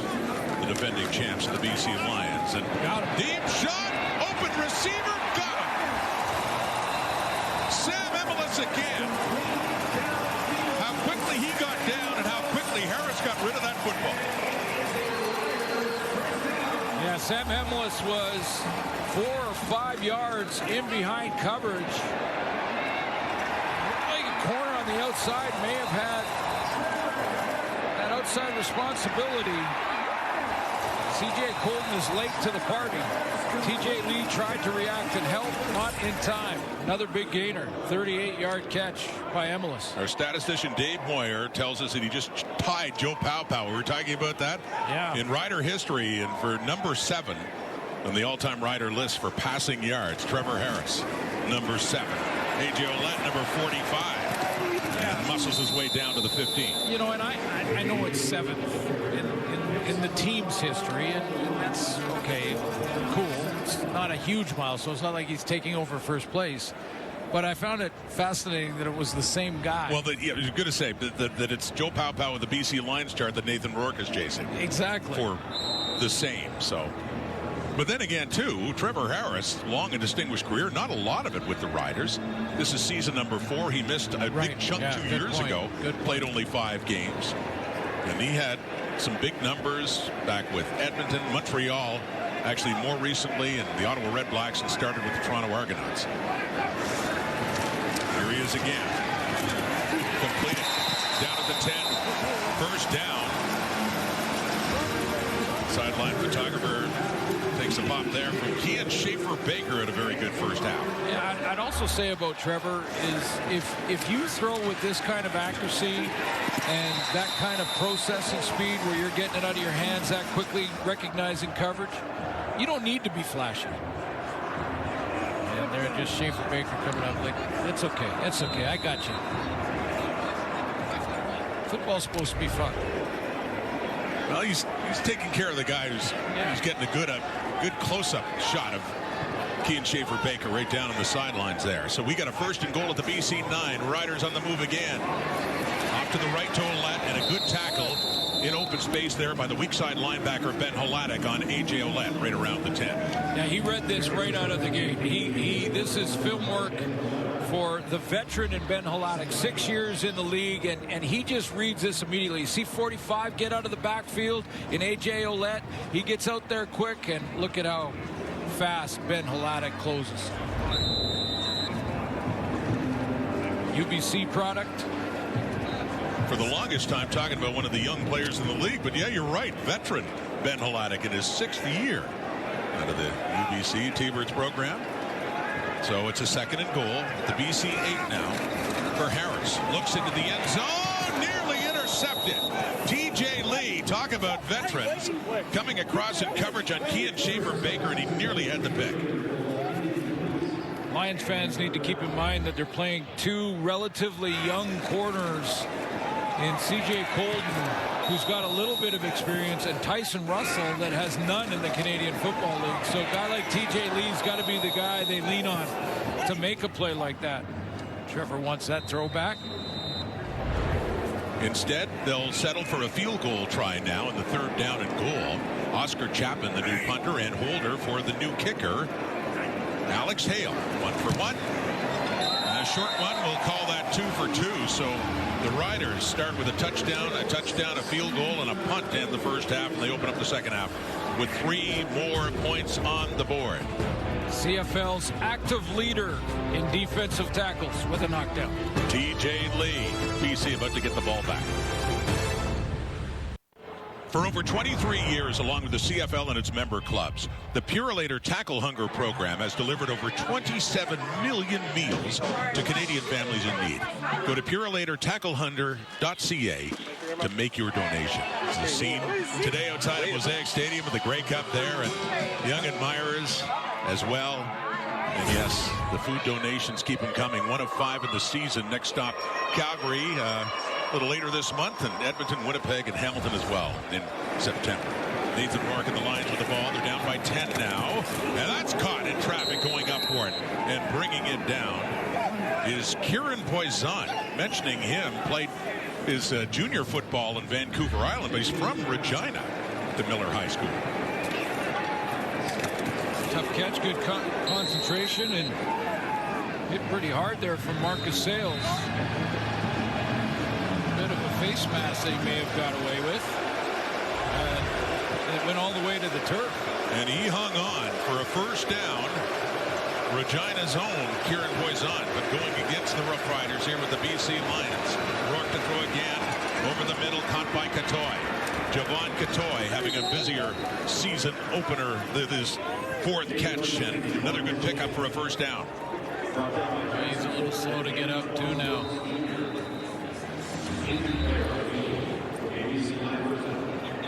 Early injury to Seven McGee, who was going to play a ton of offense here tonight and this season. That's why Poisson is in the game playing in that spot. And now receiver, another one, is injured, and Javon Katoy, who caught the ball but is still down. We'll be back in a moment. Well, Javon Katoy hit a career high in touchdown catches in 25 with 6.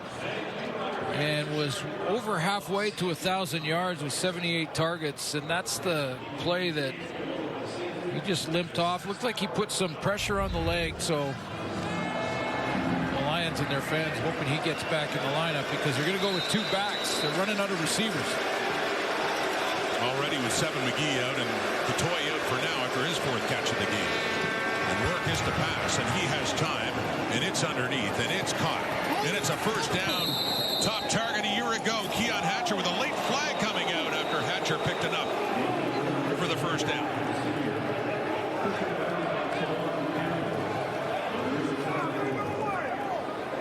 Amir Thurman, a bit of discussion here. Unnecessary roughness, Saskatchewan, number 22. Full 15 yards, first down. DeMarcus Fields. Hatcher comes all the way across the field. It'll roll to his right for Nathan Rourke, and he's going to throw it back all the way across.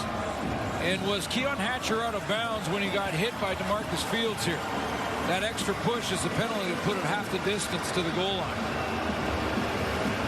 So with that pickup at 25 yards and the penalty as well, big net gain for the BC Lions to put them all the way down to the Saskatchewan 3. It's a first and goal.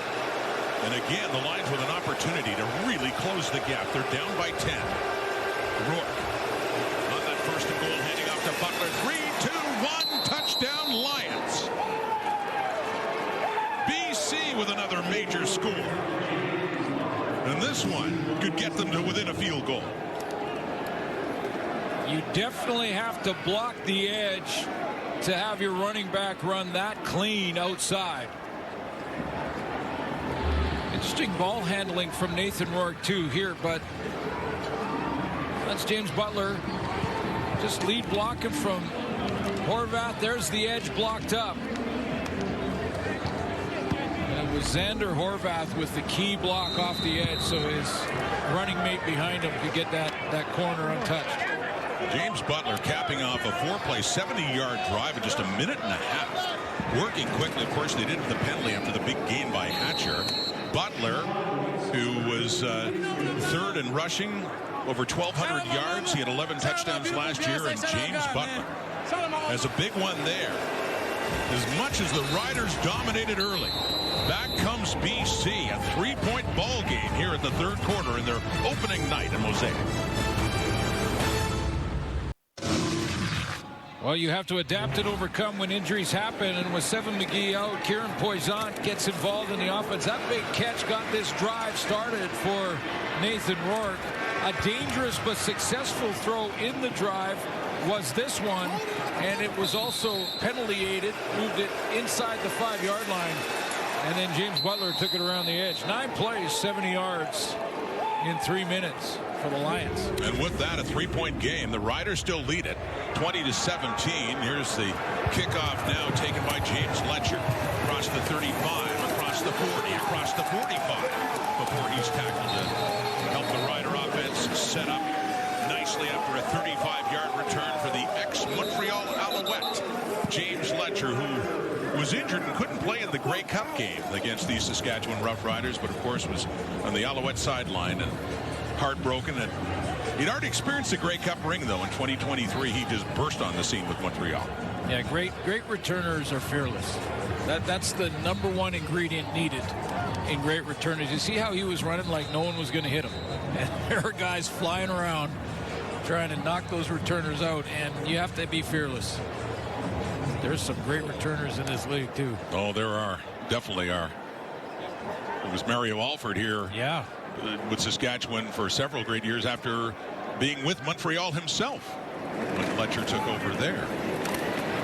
The tackle by Parker McKenna, newcomer to the Lions, on Sam Emelis, who's had a big day. Good strong tackle from the Washington product. Hustles out there to make this little RPO throw on the edge. Emelis hit the turf pretty hard there too. Good to see him get up. Getting involved. Rookie season. So McKenna with that tackle. It's a 2nd and 7 at the Rider 52. Approaching midfield. Harris again, and this time for Schaefer Baker, no. Falls incomplete. And some good coverage in there, I believe, with Darnell Sankey, the new middle linebacker with BC. Yeah, it's just a matter of time before Darnell Sankey starts to make an impact on this defense. He did for years in Montreal. The guy is a player. He's a leader. He closes in a hurry. He's got great reach, 6'1", 245. I think what stands out more than anything is his leadership ability. He just gets everybody together, and you heard him talk to Britt at halftime. So for the second time in this game, it's a 2-and-out for the Rider offense. They still lead, but it's down to 3 in the Lions. With Stanley Berryhill about to get the ball back just inside the 15. Berryhill on the returns after the early injury to Seven McGee. He'll stay on. Big part of their offense as well for Nathan Rourke. 2017, third quarter, Saskatchewan leads. Not only the Lions' leading receiver last year, he led the whole CFL, and he leads in other ways too, Britt Dort. Absolutely, Rod. If you watched any of the BC Lions social media this week, you will see a post, Keon Coach Hatcher. He said sometimes the coaches actually call him Coach Hatch because of the leader that he is. You mentioned how he led in receiving yards. I asked him about the success of that season, and he said, I don't want that to just be a one-off. I don't want anybody else to think that's a one-off. I want to be even more successful this year. He re-signed in BC, he said, because I can't picture myself in any other color but orange. Maybe now silver, guys. Yeah, prominent silver now in the Pacific Frost, Britt. You're right, but yeah, what a contribution he's made. And you know, the way this game is going makes me think back to when the Lions trailed in the West Final last year by 7. Rourke found Hatcher alone in the end zone. Rourke later scored. They took the lead before the dramatic Rider comeback. Are we in store for something like this now? It was hard to imagine back in the first quarter, but here comes BC. Little play fake. And setting up a screen, it gets knocked away. Mike Rose, really the veteran, even his second year with the Riders. And oh, what do we have here? the engagement party continued there, I see. Well, fake inside on the handoff, and Mike Rose noticed the screen, widen, got his hand on it, and there's the Roses and Gaynor, and I think the rest of the guys in the league, I think it's over. I think that's it. Yeah. Start making some plans. Kate Burness, Gaynor the Gopher. Pressure by the Riders, and Rourke running around. Can't get away. You never doubt him because he's been able to squirt loose at other times, but not that time. He is taken down, and Desmond Evans. Yes, talking about all that change in the Rider defensive line, quite a bit of it, and they're counting on him, 98, to be a key addition to this team. Well, I watched the preseason game up in Saskatoon when they played the Winnipeg Blue Bombers in the preseason. It was a tremendous event to be up there, and Desmond Evans was all over the field. He ended up in that game with a couple of tackles and 1 sack, but it just seemed like every offensive play for Winnipeg, he was around the football. Corey Mace raved about him. Spent some time with the Tennessee Titans. Latest college ball at North Carolina. Flag is out of the punt by Meyer to Letcher at the 40. And more good field position, it would appear, coming up here for Saskatchewan. Couple of flags now out. One coming up afterwards, close to midfield. Some stuff for Justin McInnes, the referee, and the officiating staff to sort out. Well, that was 3rd and 15, so I wonder what this penalty is. They're talking to the Lions. While I wait, I'll tell you, Suits, the global phenomenon is back for a thrilling new season, and The war for the Iron Throne's about to ignite. HBO's House of the Dragon streams June 21st, only on Crave. Discussing this with BC, which would indicate it's against the Riders. Too many players. Saskatchewan. It's a 10-yard penalty. We'll repeat third down. But because of the sack, it was 3rd and 15. The 10-yard penalty only gets them, but allows it's a re-kick. I'll just let you count on your own. Yeah, you're not going to illustrate this, are you? I'm not going to illustrate. You're not going to. No. It's a kind of a bunch in there, but yeah, that flag came out real early, so they had them all counted up. And no one in this province wants to talk about 13 men on the field. They'll talk about the 13th man in the stands. Right. That's a big part of it. I think they're also talking about that new romance here at Mosaic. Yeah, that's... So, where's number 13? To get the punt away, Meyer, they were looking for better field position, accepting that penalty. 44-yard punt. And Letcher still fighting his way. So the ball comes out, but it's whistled down. But around the 43, so it is slightly better field position for BC as it forces the Riders to start a little bit further back. Still in a pretty good spot.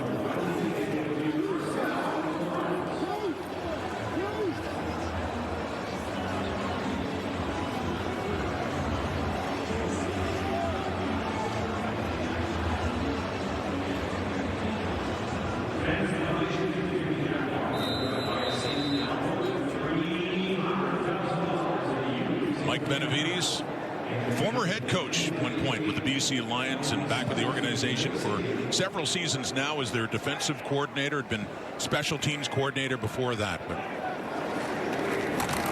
hoping his defense can keep something going here. But A.J. Ouellette might have other plans, and a stiff arm and a good run up the midfield. Looks like a first down there for the Saskatchewan Roughriders with Ouellette running hard, a gain of 11. Yeah, when your offense starts to bog down a little bit and the opposing defense making a couple plays, allow your big guys up front to start road grading. Just to allow them to start run blocking, get a little more aggressive up front, and it also plants a seed of doubt in the minds of the defenders. You got to deal with the run game before you drop into your pass responsibilities. So we see that quite often. Offense is getting a little bit of a struggle. They start to run the ball a little bit more. Call it a gain of 12 and just a yard into the Lions zone. Harris swinging it out to the left. Kean Schaefer-Baker inside the 50. Gets it down to the 47 of BC and a 7-yard pickup for the Riders.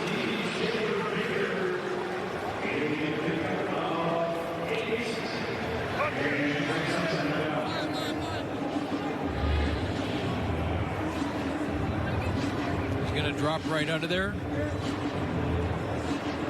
Basically 4 receivers wide to the field, and 3 of them, their job is to block for Schaefer-Baker on this. Mentioning all the injuries they had to the receiving corps last year, testing the depth. Schaefer-Baker only played in 5 games. Yeah. Had 15 catches for 177 the entire season. He's having a very good opener here. And it continues inside the 40. Kean Schaefer-Baker. What a game he's having. Product of University of Guelph in his 6th season. 2nd and 5 or less, and maybe you would rank Trevor Harris even higher in the whole quarterback ranking system, because you get him at 2nd and 3 or 4, he can take all those underneath throws, get the ball in his hands quickly, and go to the run game if he wants to. The playbook is open on 2nd and 3rd. He's distributed the ball. Yes, suits nicely. Schaefer-Baker has 8 catches for 99 yards. I mentioned his total for all of last season, near 100 for this game alone. Oh, and the tackle there by Ben Hladek on A.J. Ouellette, who gets him up and down after a short carry. First guy to go talk to Hladek after that tackle was Darnell Sankey. And this is what I mean about sometimes it's the subtle things. It's Ben Hladek who's probably admired Darnell Sankey's game from a distance. And then he comes in and makes a tackle on the run play, and Sankey comes over right away and goes, nice job, nice job. And when that happens from a veteran, it means a lot. very widely respected middle linebacker in the Canadian Football League, and Darnell Sankey. 2nd and 8, line 34. There's Del Duncan Busby. He gets a touch. Ball comes out. A flag comes out as well. The Lions say they have it to sort that out. No, Duncan Busby's up with the football, but as mentioned, they got a flag to sort out too. There are 2 receiver blocks down the field on this play that are outstanding. Duncan Busby has a chance to get to the marker because of the 2 blocks from his teammates. Let's see what the penalty is. Watch the blocking downfield when he get over here. Sam Emilus was one of them. Holding, Saskatchewan, number 19. Well, It's 10-yard it was too penalty. good. Repeat 2nd down. It looked like he was locked up so well that there was no way that defensive back was going to make a tackle, but refs saw a different angle and saw him actual holding. And you saw the ball coming out. It looked like before Duncan Busby was down, but he was the one that recovered it. Moot point anyway. As it turns out now with the penalty, they are back close to the BC 44 and a 2nd down and 18 after that hold.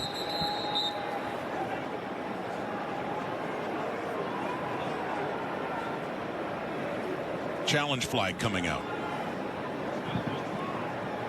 by Buck Pierce. BC is challenging the previous play. They believe they recovered the fumble.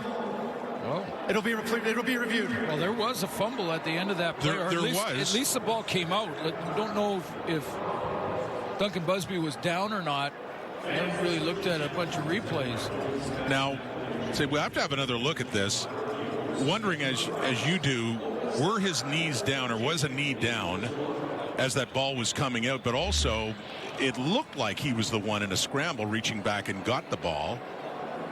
Well, that's the whole question. I mean, one is that they're challenging that BC recovered this fumble, so they must have ruled that it was a fumble. So that eliminates the discussion on whether or not his knee was down, because if they ruled this a fumble, then they're saying it wasn't. So the ball's out. Ball is out. And Definitely his knee is not touched. So the officials saw that. And now Buck Pierce is challenging that his team recovered this. Well, watch the arm scooping it in.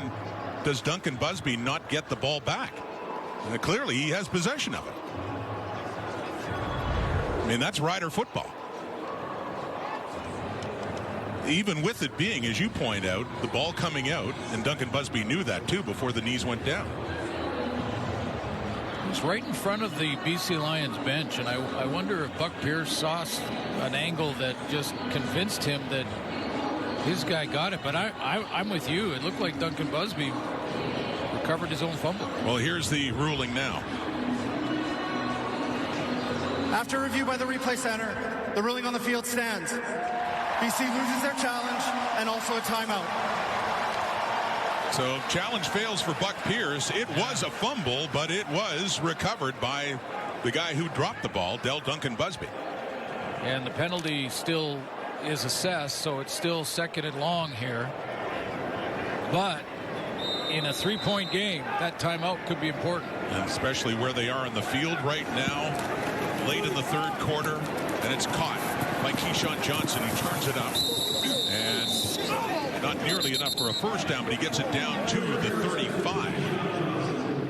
3 seconds to go. Field goal range. Keyshawn Johnson, as mentioned, was the leading receiver on the team, but suffered a knee injury October the 10th and was done the rest of the way, was not able to help the Riders in the West Final or in the Grey Cup, and slowly getting off right at the sideline after this catch.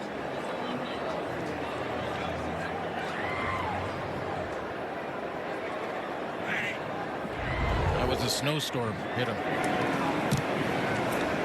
And that kick is wide. That was Alex Hale, his first miss. And it just settles down, and 1 point goes on the board on, yeah, they do get the rouge. Yes, because he conceded the point. And he let that bounce and go out. then it's a different story. Then he does. Then it's no point. Based on the new rule. But that is a rouge. And the third quarter ends with a point by the Riders. But this game has gotten a lot tighter now. Just a 4-point difference heading to the final 15. At three-quarter time of the Western Final, the Lions trailed the Riders by 7. They trailed by 4 this time as you look at the numbers, but Trevor Harris did his magic at the end of that game, and he was certainly doing his magic suits at this game at the beginning, especially in the first quarter. Yeah, as Brett mentioned in the first half, Trevor Harris told us this week that 48 hours after winning the Grey Cup last year, he was back and training and preparing for this year. 2-3 hours before anybody arrived at the stadium, he was the only guy out there visualizing what he would see from the BC defense in this game tonight, and has been locked in. Just a handful of incompletions for the veteran quarterback. Well, they scored 17 points on their first 3 possessions, but it's now a 21-17 game, and here's James Butler with a big run as he busts that one up around midfield. A 15-yard run, longest of the day. That's a big run for James Butler. But I want to go back to that missed field goal, because with the new rule, you miss a field goal and concede, it's a single. If you let that go through the end zone, it's not. Right. You get the ball in the 40. I mean, you're talking about a mistaken strategy, really, from the BC Lions. Now it's a 4-point game instead of a 3-point game. That's a big difference. Here we are in a 1st and 10 for Nathan Rourke, right in midfield, and he swings it over and gets it to Butler. Couldn't find anyone downfield for Butler. As you get something out of that in the first down, picks up another couple of yards. You're right, though. That's a big point looming right now. Well, small nuance, but maybe the ball in the missed field goal doesn't go out the back of the end zone. Then you can pick it up, and you have to, or else it can be recovered. But that's a good catch off the top of the shoes. And what a great look at it, too. It just barely slide a credit card underneath there, but he did catch it. He's got a couple of yards and a 2nd and 8 now. He's barely into the Rider zone. BC, 4th quarter, trailing by 4. Complete, and a 1st down to Justin McInnes. His 6th catch. And I know what you're saying, but your platinum card would fit right underneath that, no problem. We're going to give a little workout to that later. You're just saying that because I didn't get dinner last night. Rourke again, completing again, down to the 30 for Stanley Berryhill. BC down 4, has something going here, another 14 yards as they're close to scoring position now and thinking of more. Well, that roll to his right and then throwing against the grain with his receiver going the opposite direction, that's a tough throw. Rourke is 19 of 29 for 248, throwing again over the middle in traffic, and Keon Hatcher comes up with the football and is pointing 1st down. How did he catch that? How did he catch that? First of all, it looked like it was an early hit from the Riders' secondary. It looked like it might have been ruled a pass interference. At 18 yards, and they follow up with James Butler. Follow up quickly. Get it down to the 10. Have another look at Keon Hatcher here. Well, the combo looked like he hit him early. So that's what I thought. There was no flag on the play, and how he came up that with Jameer Thurman and Lacombo over the top. That's a heck of a catch right there. Wow. The Lions have not led in this game.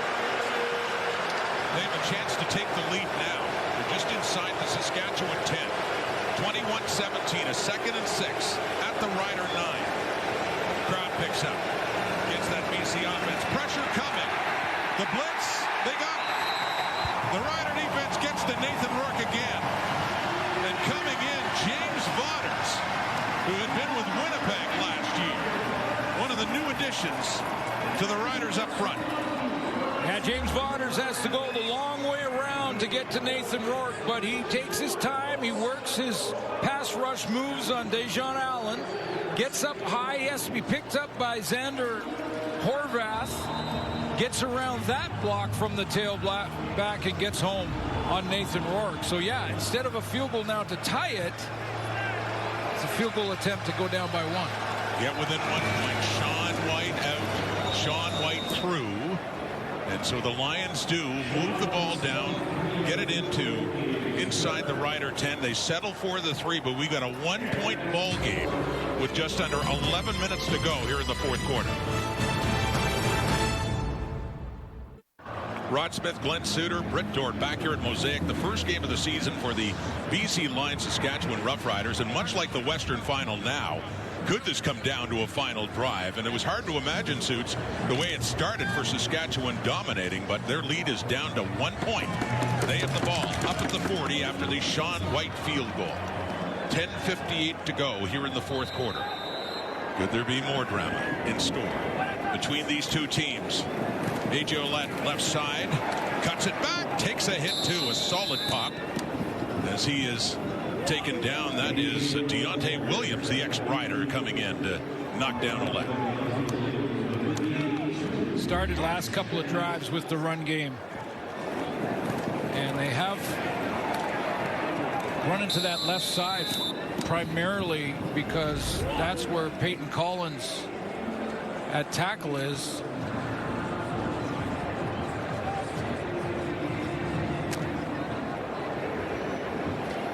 They do have Jamarcus Hardrick back in the lineup at right tackle. I'm just not sure if he's 100% right now. 12 for 18. Second down conversions, and they convert there in a big way. Schaefer Baker's big night continues. Well over 100 yards receiving, and a huge first down for the Saskatchewan Roughriders, and Trevor Harris, for the 56th time in his career, has thrown for over 300. And by the way, Jamarcus Hardrick is back, and he looks fine, and he blocks Matthew Betts off the edge here to the right of your screen. That gives Trevor Harris a window and a chance to throw it, and he finds Schaefer Baker. What a night for 89. Kean Schaefer Baker has 151 yards receiving. He had 177 all season last year in 5 games. What a debut. Targeted 11 times, 9 catches, that 151. Riders suddenly in business. A.J. Ouellette, short pickup.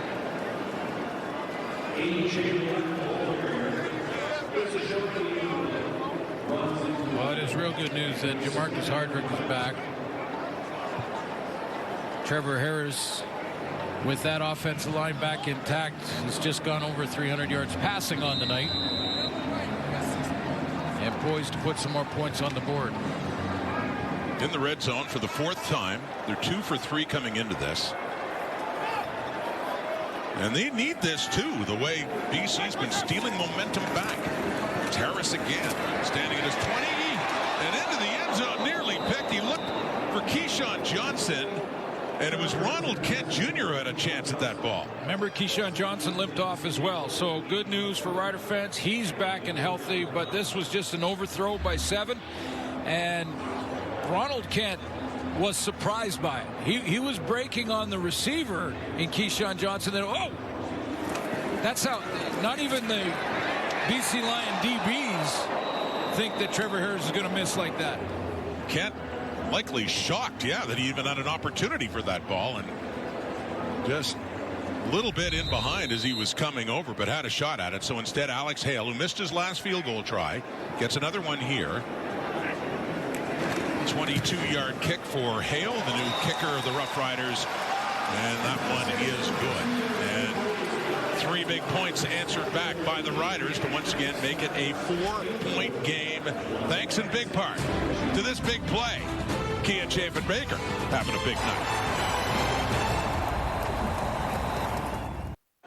Another big change for the Rider defense in the offseason was the loss of Micah Johnson to retirement, but they do get all that wisdom and experience as he's the new Rider defensive line coach since. Yeah, in our Zoom call with Corey Mace, we were talking about Micah Johnson as a coach.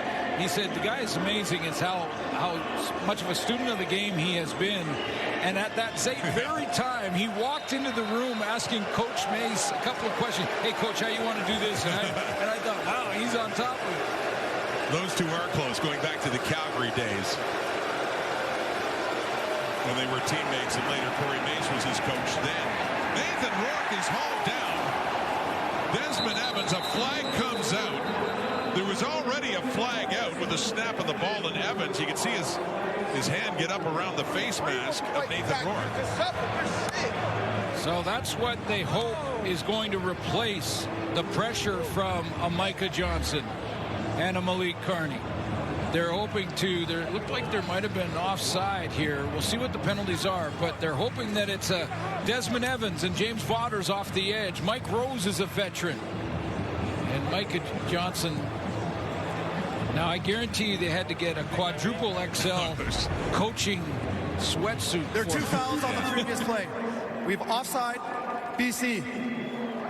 Roughing the passer against Saskatchewan, number 98. We'll go up 10 yards and an automatic first down. Not only Micah Johnson, I think there are a few others in this building that don't like that call. Yeah, I'm not sure about it either. Unless it was a face mask or up around the head area, it looked like he just pulled him down. Evans, and they're replaying it here in the building, and you can hear the reaction. Let's take a look.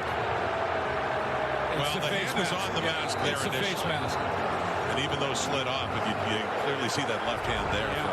No, the tackle was clean. It was the face mask. Yeah.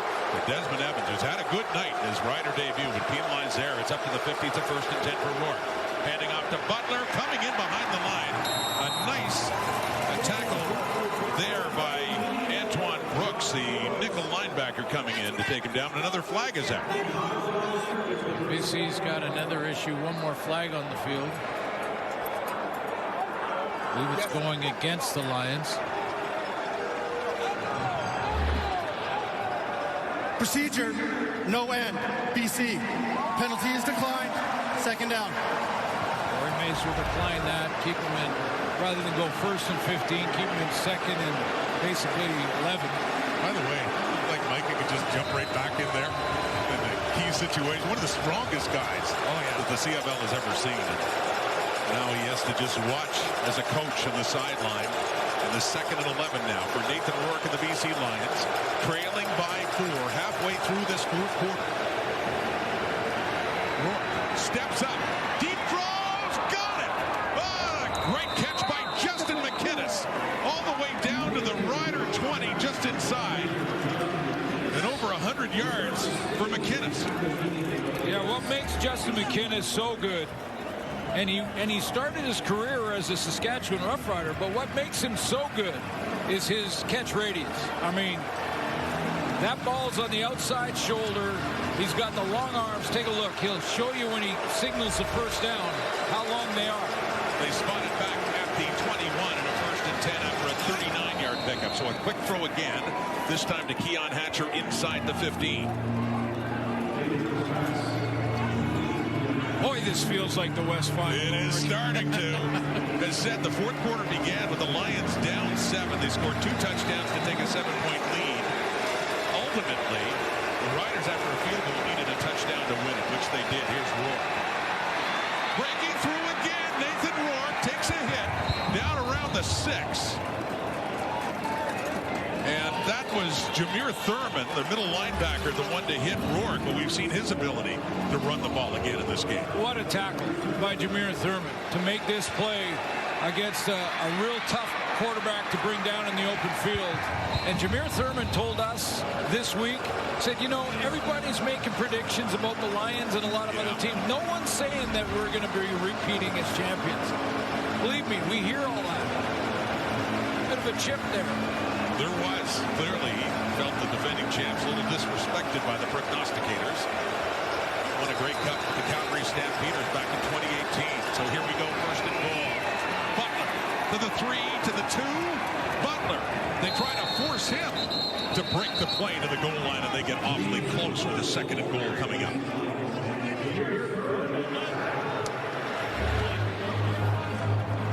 Just tremendous second effort from James Butler here, because he was held about the 4-yard line, and it was Thurman that made the initial contact. So Xander Horvath comes in. Jacob Bond as well. Offensive lineman and Una. Big package in here. Breakdown at the Rider 1. The BC Lions have not led in this game. This is their best chance to take the lead here in the fourth quarter under 5 minutes to go. Xander Horvath reaching over, pushing with a second effort. Does he break the plane? Waiting for the signal, and we don't get one yet. Third down ahead.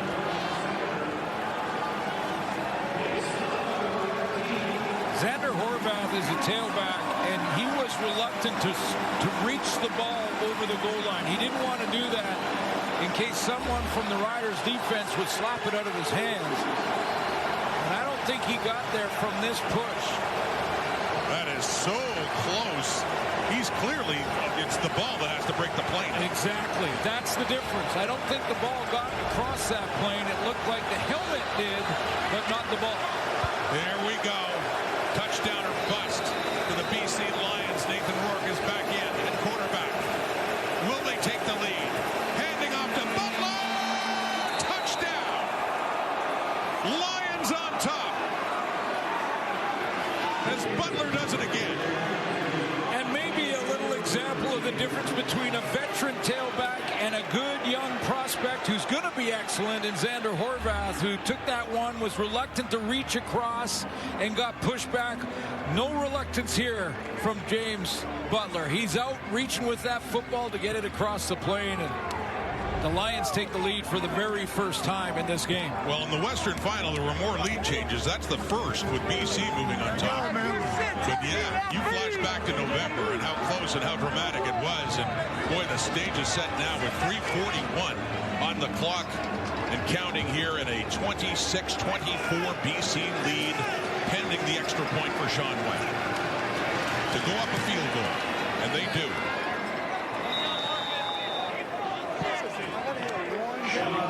New season, but a kind of a similar story, wouldn't you say? Going on right now, Mosaic, between the Lions and the Riders, and BC up a field goal.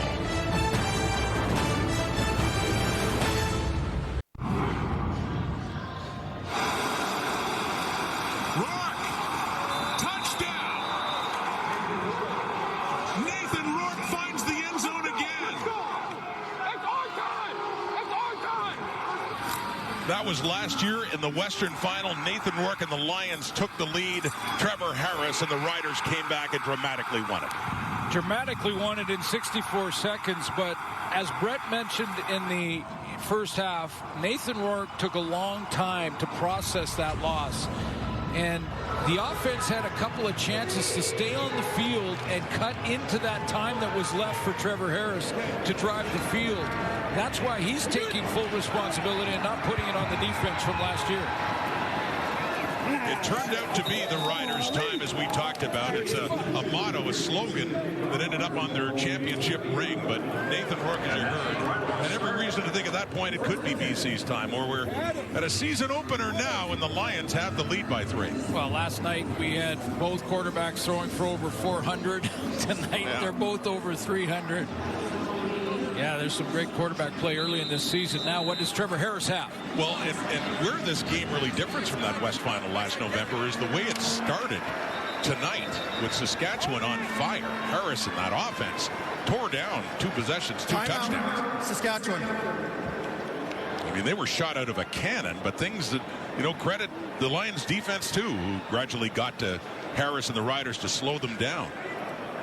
This is a use it or lose it scenario for Corey Mays inside of the 3, just before the 3-minute warning. The Riders started well last year in their championship run. They were 4-0 for week 4. BC slow out of the gate at 1-3. For Corey Mason, his second year last year as the head coach here in Saskatchewan. Well, 12 wins won the West last year. Yeah. And I would suggest that this year it might be 11 that wins. It's so tight. A lot of parity in this division now. Absolutely. Not just these two. These were the 2 top teams, though, last year. Met in that Western Final here at Mosaic. Getting near 3-minute warning time. That is complete. Samuel Evans. A great night coming in to that catch.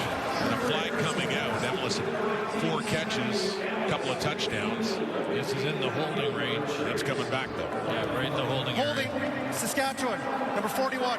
It's a 10-yard penalty. Repeat first down. Albert Awachi is called in the hold.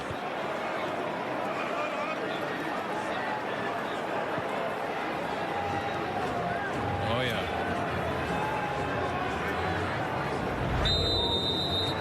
Peyton Harris was coming off the edge, and it was around the neck. Quite a discrepancy in penalties as well. With the 3-minute warning coming up. 27-24 BC. Can the Lions hang on this time?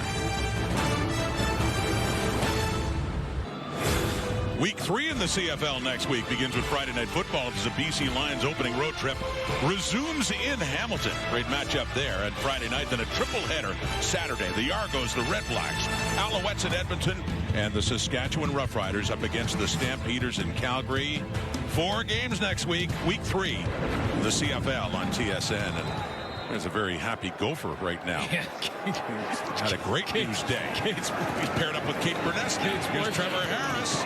And a bit far, intended for A.J. Olad, who, like, for a moment, he wanted a call there, but falls incomplete. I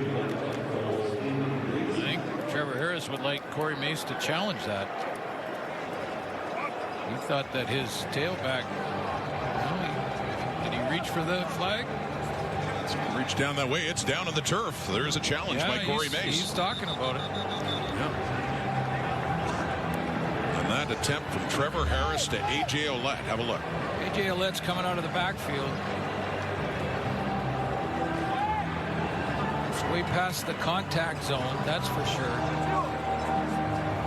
Saskatchewan is challenging the previous play for defensive pass interference. Play will be reviewed. Trevor Harris ran over immediately and got the attention of the coach. He looked at the replay on the big screen here in the stadium. The challenge and the contact made downfield. Yeah, too far down the field.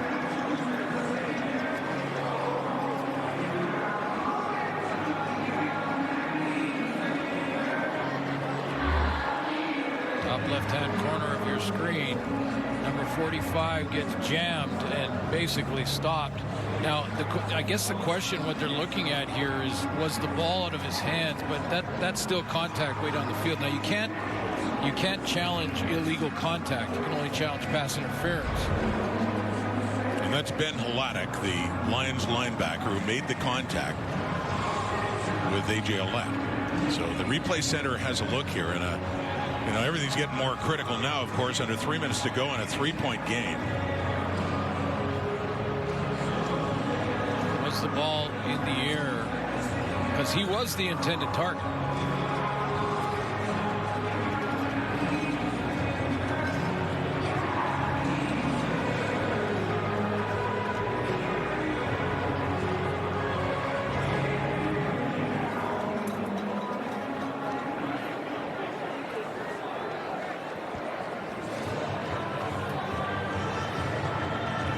We still wait and see what the replay center will rule here, which could be a big first down by penalty for the Saskatchewan Roughriders. The referee, Justin McInnes. After review by the replay center, the ruling on the field is overturned. We have pass interference, BC, number 46. The ball will be placed at the 38-yard line and an automatic first down. Yeah, well, it's the timing of Trevor Harris getting the ball out of his hands just in time, because the contact was made early. It's not thrown yet, but the contact went long enough that it became pass interference, which is challengeable. And as a result of that PI now, they get it up to their 30, a 12-yard gain, a first down. 3-point difference. The Riders trail for the first time in this game. Trevor Harris, who's had a big night, but still has more work to do to get them on top again. Has time. Off to the left. It is caught. Coming back to the football is Keyshawn Johnson. He's just fine. Up at the 43 and another first down for the Riders. 9th catch of the night for Keyshawn Johnson.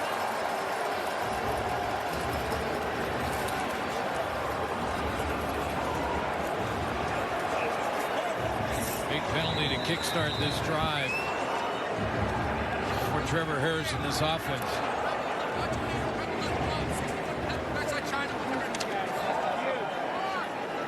Jonah Tavai, big inside lineman with the BC Lions.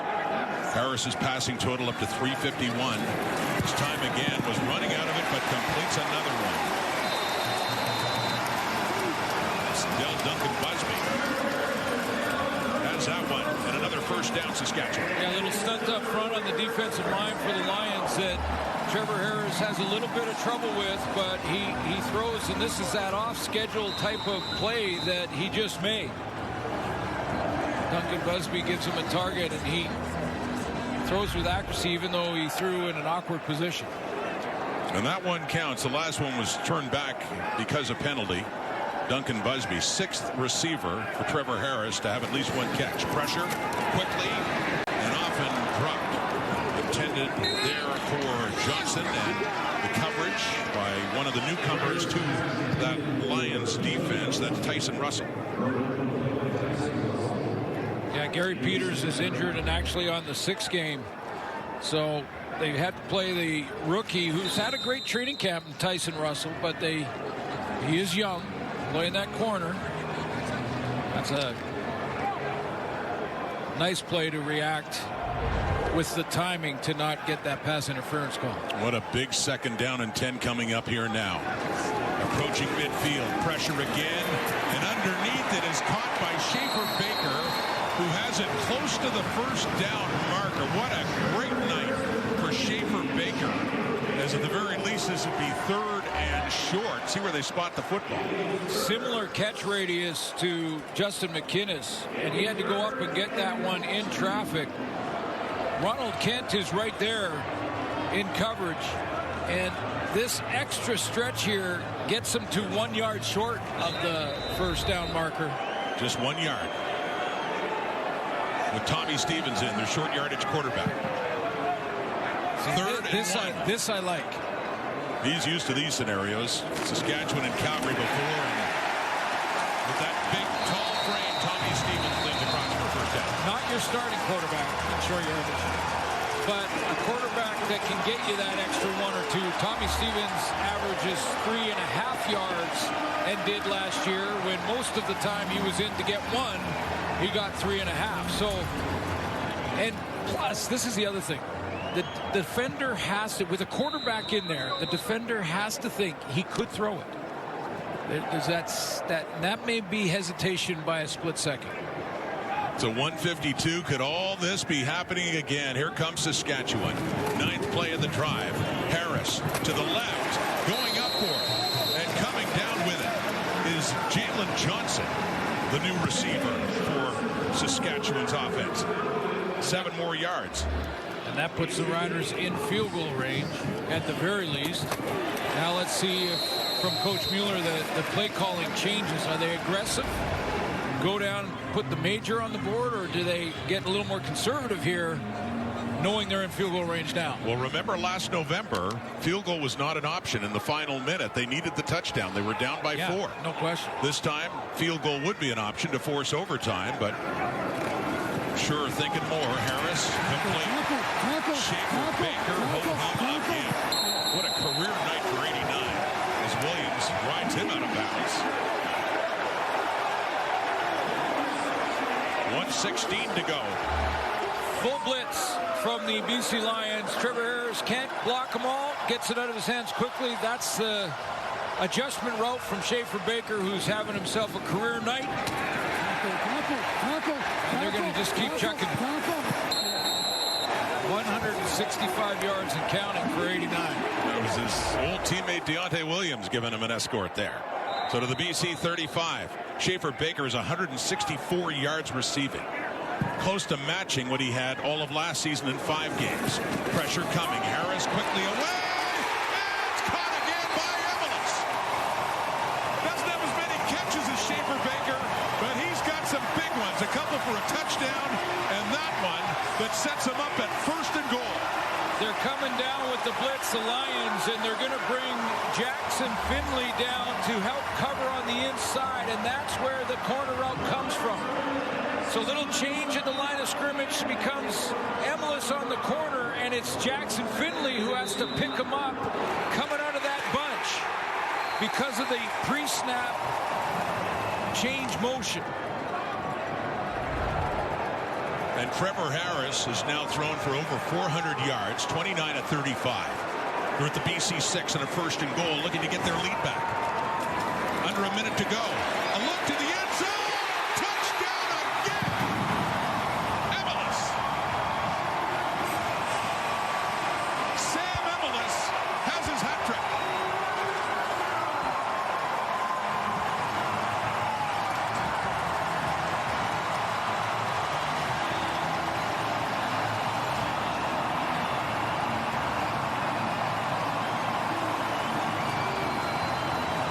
Again, pressure coming. Harris has got the corner out to Sam Emelis.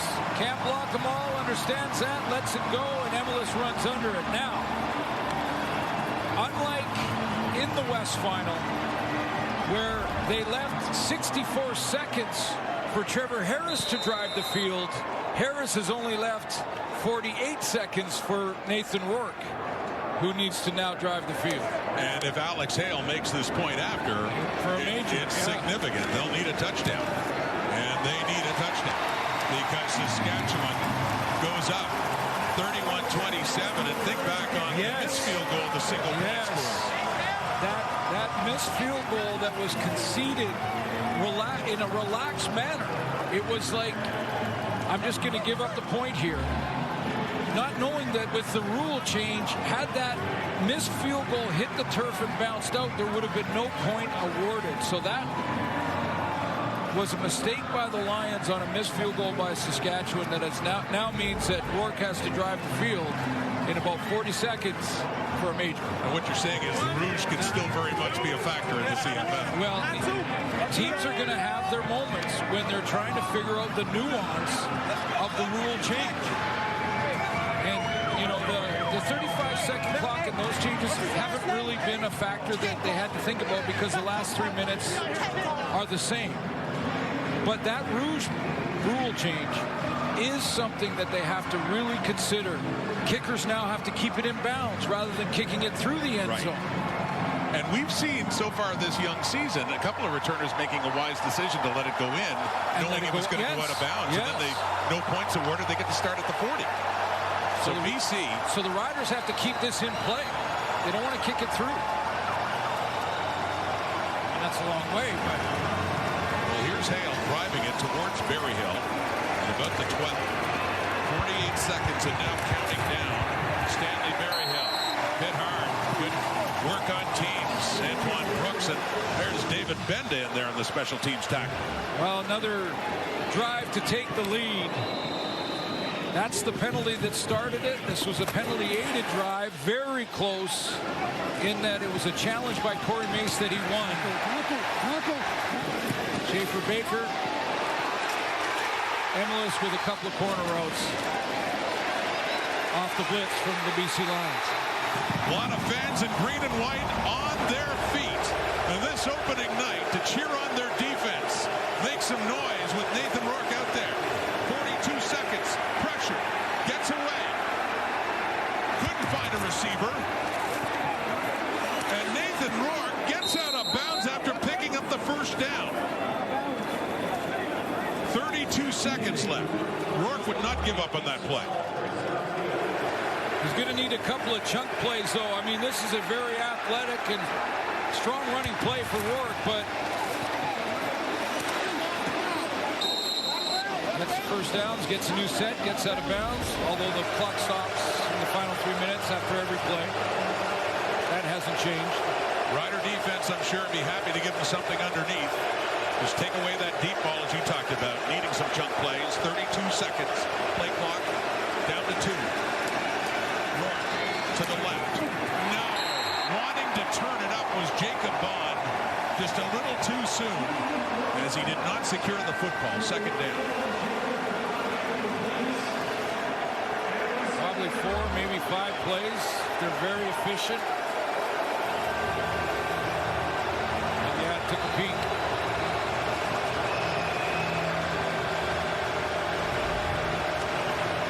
Seconds. 31-27 Saskatchewan. BC needs a touchdown.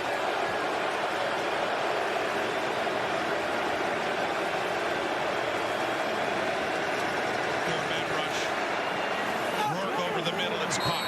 Closer to midfield, just across the 50. That's McInnes. 22 seconds. 9-yard pickup. 3rd down and 1.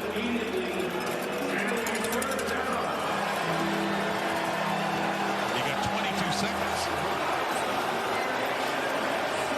Can you afford to take much time to make sure you get the first down?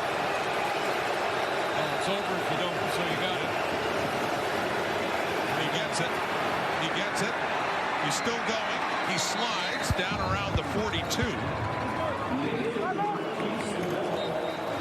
So they, of course, moved the sticks. 14 seconds to go. 15. Timeout. BC. About 10, 15 more yards, and you can throw intermediate routes to the goal line.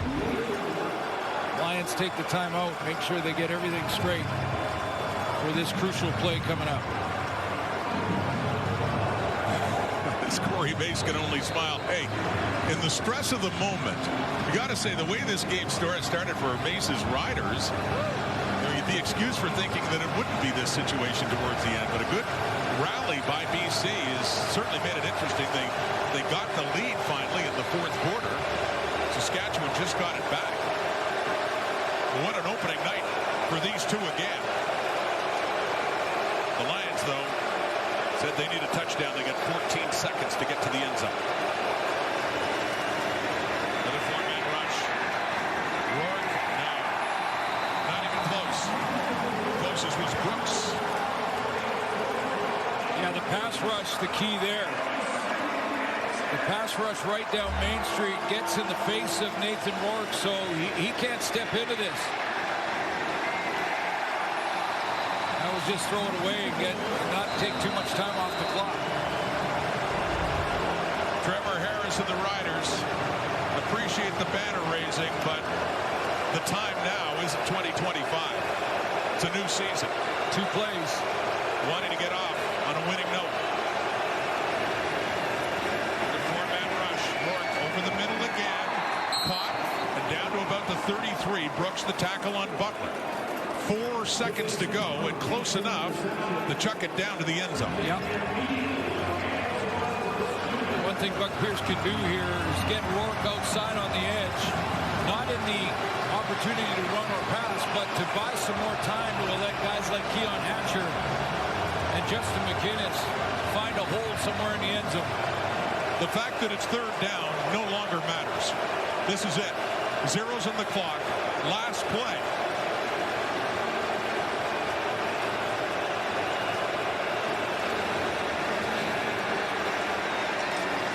Down shy of the end zone. In fact, down at the 20, and it is dropped by Bond.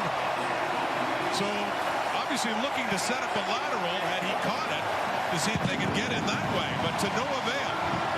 And the Riders break the Lions' hearts again.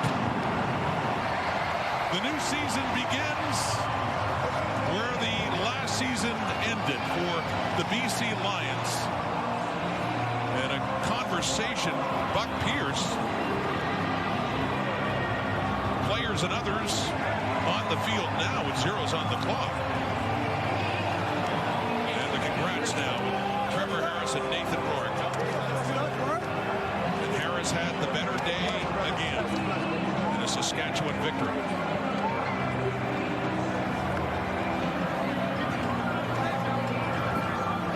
And Trevor Harris, 30 of 36 for 417 yards, 3 touchdowns, and no picks. Yeah, massive game for Keon Schaefer-Baker. Trevor Harris' #1 target tonight. Started this game with 2 drives, one of which went 109 yards. I mean, he was putting on a clinic early. Nathan Rourke and the BC Lions came back hard in that 2nd quarter and 3rd quarter, but a mistake on a missed field goal was a big part of the strategy tonight. A rouge that definitely made a difference in what became a 4-point game. So what an end to week 2 with the Saskatchewan Roughriders moving to 1-0 in defense of their championship. On a great night for Gaynor. Not as great for BC, but boy, the Lions, they sure came back and they made it interesting. Friday night, BC at Hamilton to start week 3. Thanks for watching. SportsCenter's next with Mark Rowe and Jermaine Franklin. Good night, everybody.